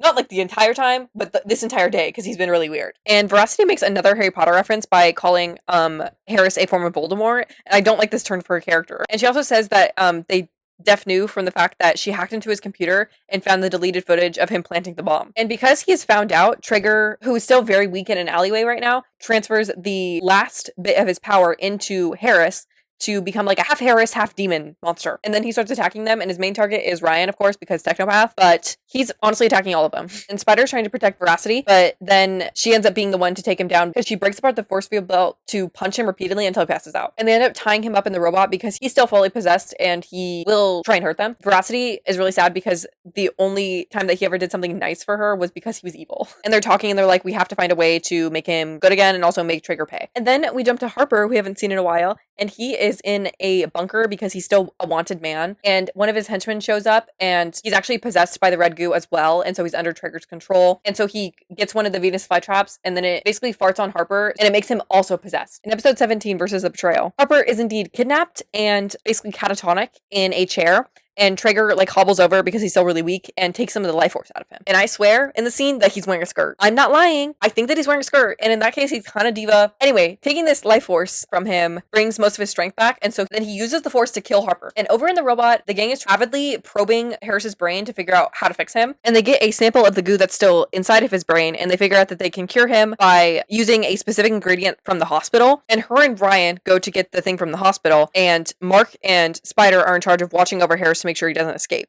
And then Mark decides to interrogate him about Trigger's plans. And then Spider says that he's still Harris at the end of the day, so they should be nice to him. And so instead they should just tickle him. And then Mark questions, he's like, how do you even know that he's ticklish? I'm going to start a rumor. And at this point, Ryan comes in when Mark is like trying to interrogate him. And so he yells at him for trying to hurt Harris. And then he takes Spider with him to go get the stuff from the hospital and leaves Mark to watch over him, which seems counterintuitive. But whatever. And cut back to Harper. He actually didn't die. Trigger's just trying to like force choke him into being like a little loopy, if you will. But then he explains to Harper that they have the same DNA. AKA they're literally identical twins because technically Trigger was born out of the goo of the monster that Harper was controlling. I don't know how the monster then would get the DNA of Harper, even though he was just like pulling the strings from the inside, but I'm not going to question that. So they have the exact same DNA. Also, Trigger is completely made of goo. So how does he have DNA? Questions that I do not have the answers to, nor do I care. And of course, leaving Mark with Harris turns out to be a bad decision, aka it takes one comment from Harris saying that Ryan actually doesn't like Mark, and Mark starts like trying to torture him again, but then just leaves. And then right when Mark leaves, his mom shows up,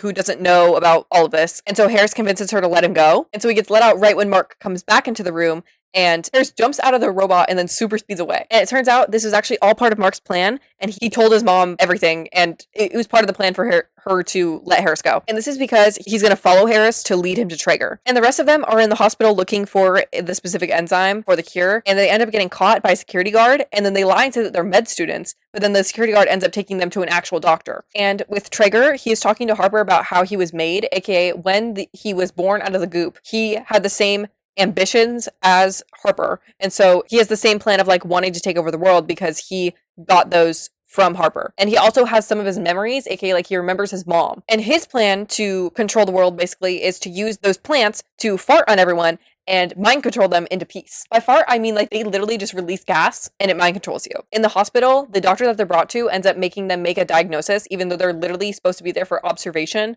which means that the med students wouldn't be making the diagnosis. But I guess she just hates med students. And Spider ends up actually like pulling through being a genius because he diagnoses the guy with botulism because he eats a bad can of soup. And they lie and say that the treatment for botulism requires the specific enzyme, so then someone will go get it for them. Because the reason that they got caught was because they couldn't find it because they were searching through all of the different things in the hospital. And Mark is following Harris with a tracking device that he put on him, and he's following him in his flying car, and then goes inside the facility by himself to watch over what Harris and Trigger are talking about. And then he's making a report on his watch to Ryan while trying to hide. Okay, like he's talking out loud. Literally dumbass behavior. He overhears Trigger, Harris, and Harper talking about going to Brazil to plant a bunch of those plants in the old Harper Futuristics greenhouse. And of course he gets caught because he's talking to Ryan on his freaking wristwatch. And this is when Ryan finally gets back to the robot and finds out about his whole bait plan with Harris because his mom tells him. And so they leave with the robot to go help Mark and Harris by association. But Harper plans to trap Mark inside his own car and send it flying into a mountain, so then MECH-X4 focuses on Mark instead of fighting him, Trigger, and Harris when they try and leave. And this is so lab rats when Marcus sent the self-driving car to the bottom of the ocean when Leon what was inside of it. Again, perfect segue. Check out my lab rats video. And Harper's plan does indeed work, aka they decide to save Mark instead, so the rest of them get away. And Mark tells all the information that he has, aka they're going to Brazil. But Ryan is mad at him because he lied about keeping Harris safe when he said that he was going to watch over him. And then he also is the reason that they lost Harris right now. And during this convo, Spider and Veracity are sitting suspiciously close. And then Spider's trying to clear up this argument because it's like real awkward. And he's like, we get it. Mark is sorry. Like, it's all good. And then Mark fires back and he's like, I'm actually not sorry. That was for the greater good. Weird high horse to be standing on, especially when you and your brother are avidly beefing. Just say that you're sorry. You gotta go and him is sorry. Well, I just don't want to say that you're sorry for now, girl. Cause I just want. And then Ryan says, I can't trust you anymore because you're making rash decisions. You're off the team. In episode 18 versus Harris, we start off with a flashback to when Ryan and Harris first initially met. And this is because Harris was his tutor. This flashbacks to 18 months ago. So how long were they friends circa season 1? Because I assume it's been like at least a full school year. They're in their second year of high school now. In the present, Mark and Ryan are sitting in the living room, not speaking, just because they are avidly beefing. And their mom is completely oblivious to all of this, just because they didn't tell her any information. And then Veracity ends up getting a possible location of Harris, and so they're going to go check it out. And right before they leave, Ryan asks Mark again, he's like, are you sure you're not sorry? Because then he could join the team again. And Mark is standing his ground that was the best plan possible. And so he's like, no. And then Ryan is mad about the fact that he would purposely put Harris in danger without any remorse. So he's like, fuck you. And then leave. And then when Ryan gets to the robot to leave, Spider's like, maybe we shouldn't just leave Mark behind and go to Brazil, you know? But then Ryan says, no, who cares about him? He's back to the old Mark. Segue into the flashback scene of the first day that Ryan and Harris met. The same day that the first day of tutoring happens, Mark is trying to have a party because their mom is not there that night. And so he tries to kick Ryan and Harris out of the house because he's like, no, I don't want two nerds at my party. But then Ryan decides to stand his ground because it's his house too. And so he's like, no, we're going to go join the high school party. And then in Brazil, Harris is planting all of the seeds for the Venus flytraps. And then they hook Traeger up to like a goo extractor to where he is like watering all the plants with goo. When the robot gets to Brazil, they plan to go on foot to get Harris and then go back to the robot and destroy the greenhouse from there. And they plan to do a distraction technique for Spider and Veracity, and then Ryan is going to shoot Harris with the antidote that they made. But Ryan just ends up getting his ass beat. Ryan does manage to hit him with the antidote and is trying to figure out if he's good again. And then it's another flashback to the day of the party. And Mark sets up like a trap where Ryan's supposed to get hit with a bunch of eggs. But then Harris jumps in front of him to like save him from getting hit, if you will. And so because of this, Ryan's like, oh, like Harris was always there for me. Like he has to be good again. And then lo and behold, he is still evil in present time. And then they go back to the robot because they're going to destroy the harvested plant, which they call the red bloom. And they're going to like blow it up. But then Harris jumps on top of the container so they don't shoot at it. And Ryan has another flashback to when he visited Harris in the hospital after the egg incident, where they like became official friends because he was like, hey, that was really cool that you jumped in front of me there. In present time, Harris turns into a full monster and it's like a shark with like spider legs. It's weird. They end up getting their shit rocked. And by the time that the robot can like fully get up, they end up escaping with the red bloom. And when they get back to Bay City, there are missiles of the red bloom dropping into the street and releasing gas which are infecting people. And all the possessed people have a command straight from Traeger to find Ryan Walker and kill him and destroy MECH-X4. In episode 19 versus the infected, they end up hiding inside of a store because they are avidly being hunted in the streets, and they try and contact their parents because like it's a rough situation for them. And when Ryan calls his mom, she is stuck in her catering truck because people are banging on the doors and stuff to get inside. And she's actually getting attacked by none other than Georgia, who got infected. And Mark goes to save his mom because he was obviously separated from them. And so he goes in his car to pick her up. And he's flying them over to meet them at the robot. And the robot is currently being hunted by all people in town, including the military, who was also possessed by Traeger. As Mark's car is approaching the robot, it's gonna like fly in to park. It's being shot at by a missile from the military, and so Ryan stops it, but then that means that he can't stop another missile flying at the robot, and instead he jumps up with the robot, and that destroys the ferry that they keep the robot in. And then Ryan decides to take them to the Technopath village because then they can't get tracked there. And then while Ryan's there, he's like, I might as well just cure people while I'm here, even though he shouldn't be getting weak at this point. It's a dumb decision, but okay. And then his birth mom and his mom end up having like a heart-to-heart about how Ryan's like a really good kid, stuff like that. And Mark and Ryan end up having another argument about how Ryan is like laying low and not doing anything. And Ryan is mad at Mark still for the Harris thing. In this village, Spider is talking to some of the cured kids about like a pizza place that they have in town. and they're like, we've never like played games before because they've been stuck in this like rural civilization their entire lives. And so he's like, you have to go. It's called Hocus Pocus Pizza because it's like magic themed. He's like, you have to go there. And so he breaks them out of the village to go take them. And then of course, because he's in public, he ends up getting ambushed by infected while he's there. And he calls Veracity for help, but she's currently taking apart the robot to fix parts of it. And so they can't take the robot to go save him. And she's also taking it apart because when Ryan was healing someone, and so like taking in technopathic energy, something was happening with the robot and she wants to understand what's going on. Anyways, this is a whole thing just for the fact that Ryan has to go with Mark in his car to go save Spider, and so they have to like work out their differences and fight the infected together. And Spider is low-key holding his own against infected that like break into the pizza place because he's trying to protect the kids that he brought there, but then he's also getting ambushed by like 20 people, so he didn't really stand a chance by himself. And they end up knocking all of the infected out because Ryan electrocutes them, but then Spider's like, see, you two need to figure out your shit because this is causing problems. And they come to an agreement that they were both in the wrong with some of their actions, so they should just put it all behind them and work together. And when they get back to the village, Veracity hugs Spider because he's safe. Sadly, this is actually not towards my headcanon because this looks like a very platonic hug. At the same time, like, they can go through a platonic stage right now. Like, in the future, they would be dating. I'm not wrong. But conveniently, when they all get back, Veracity apparently makes a device that's the cure to the entire world. Basically, it is a device that, like, harvests Ryan's technopath energy and, like, makes him supercharged, if you will. This also means that he has the power to cure all of the people in the village at once, which he successfully does. And when he does this, the added energy with the device literally makes him fly.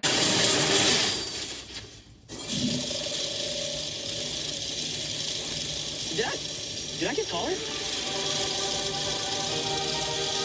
And with this extra energy, he can also reach out to like any tech from any distance. And so he sees from a news outlet that Grey is attacking London in her Clawboon form right now. But they can't fly to London without the jet, and the jet is in Bay City. And technically should have been destroyed in the whole missile business, but we're gonna look past that. Anyway, Ryan calls the jet to them so that they can go fly into London. In episode 20, versus the monster inside, they get there right in time as London is getting bombed with the red bloom by the supercharged Clawboon. And they're about to get stabbed by Clawboon, but then Ryan uses his new power-up to create a shield on the outside of the robot that disintegrates the entire claw. They also cut off the other claws and then use their plasma punch to make her goo. After this, Traeger is like crashing out, and then he says Grey is gone. And what this means is that she's disconnected from the hive mind, and so she's not actually completely dead. Leads me to question, because she was brought back to life by the goo because she drowned in it. So like, did she not die initially then either? Did the goo just like keep her on the edge of life, and then once she's disconnected from it, she just like is barely alive? Is it really important? No. Anyway, now they have a plan to cure Harris because punching her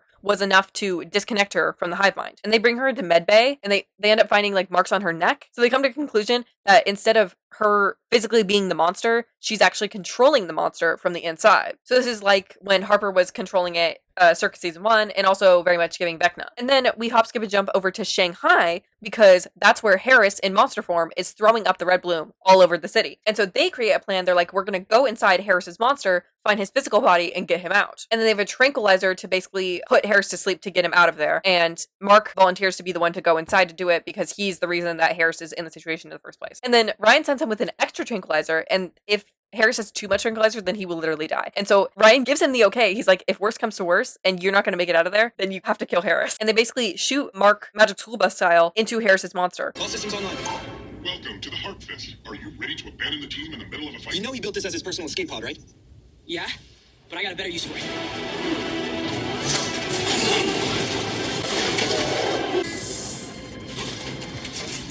And then he ends up finding unconscious Harris inside of like the flesh of the monster. Then he wakes up and starts controlling the vines around him. And Ryan is like holding back hurting the monster just because he doesn't want to like jostle anything around inside too much. And he also doesn't want to hurt Harris by association. This leads that like the monster is like currently eating the robot. Mark and Harris are both in there. I can't hurt the monster too much.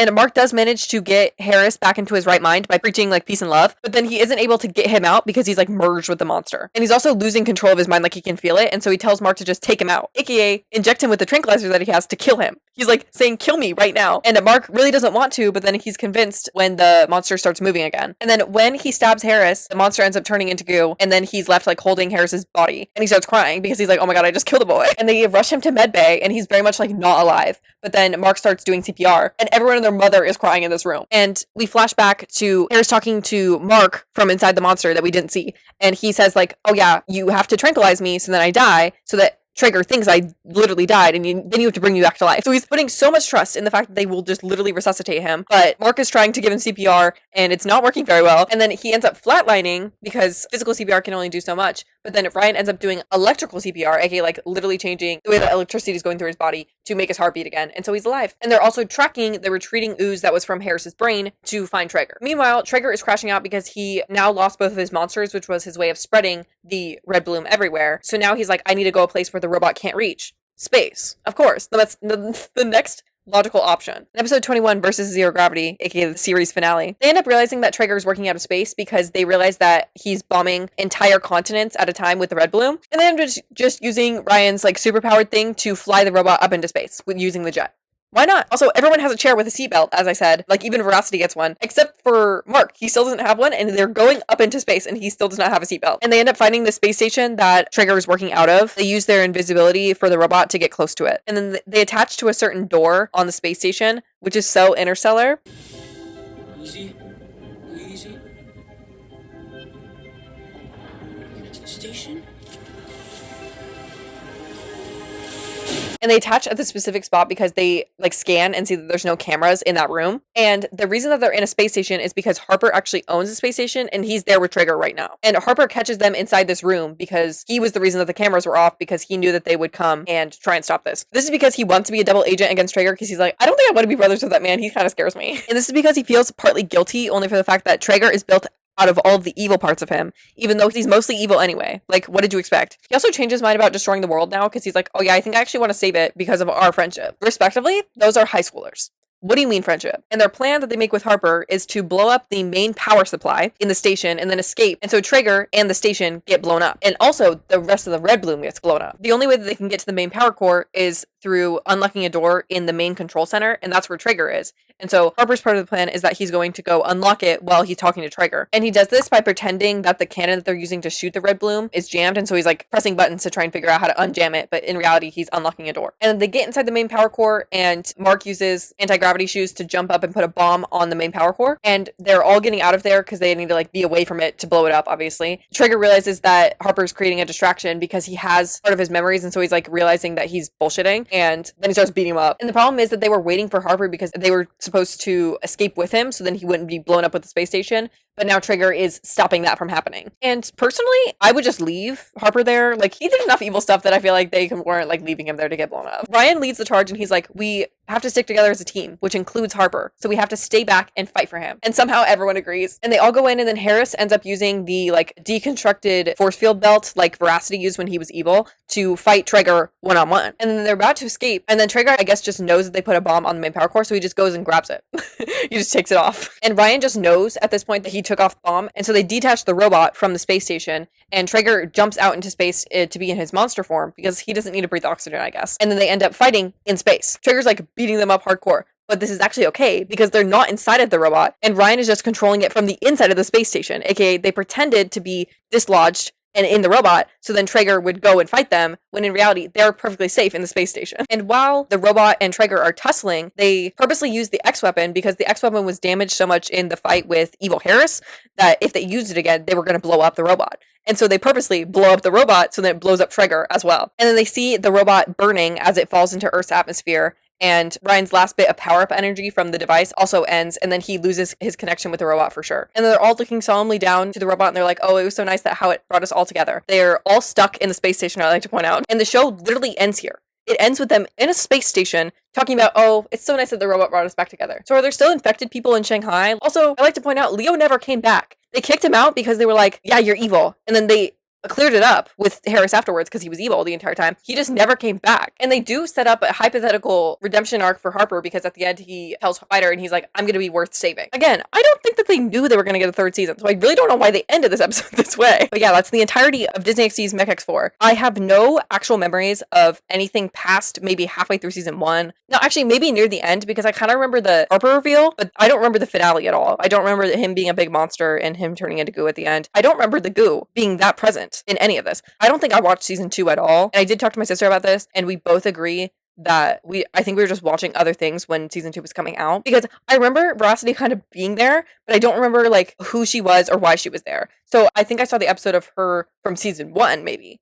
but not anything from season 2. But for real, like, best character because like she's the only rational one out of all of them, except for the Harry Potter thing. The Harry Potter thing was weird, and I don't support that. Season 2 is wild compared to the first one, just because you have a goo humanoid who is evil now, compared to just a tech billionaire. Very realistic villain, I feel like. If you made it all the way to the end, thank you so much for watching this very long video. I put so much of my life into scripting this video, but I had a great time because I genuinely could never have guessed what went on in the show. Like, if you asked me to guess what would have happened in season 2, it would not have been any of that. Again, to make all of this time worth it, please consider liking, subscribing, commenting, all that. And check out my socials. They're linked in the description. And also let me know if you want any deep dives onto any other shows. And I won't commit myself to this, but there is a Disney XD show that's currently coming out that's kind of similar to this, but it's based on dinosaurs. So I might look into that as a recap just because it's very similar to MECH-X4. And thanks for watching.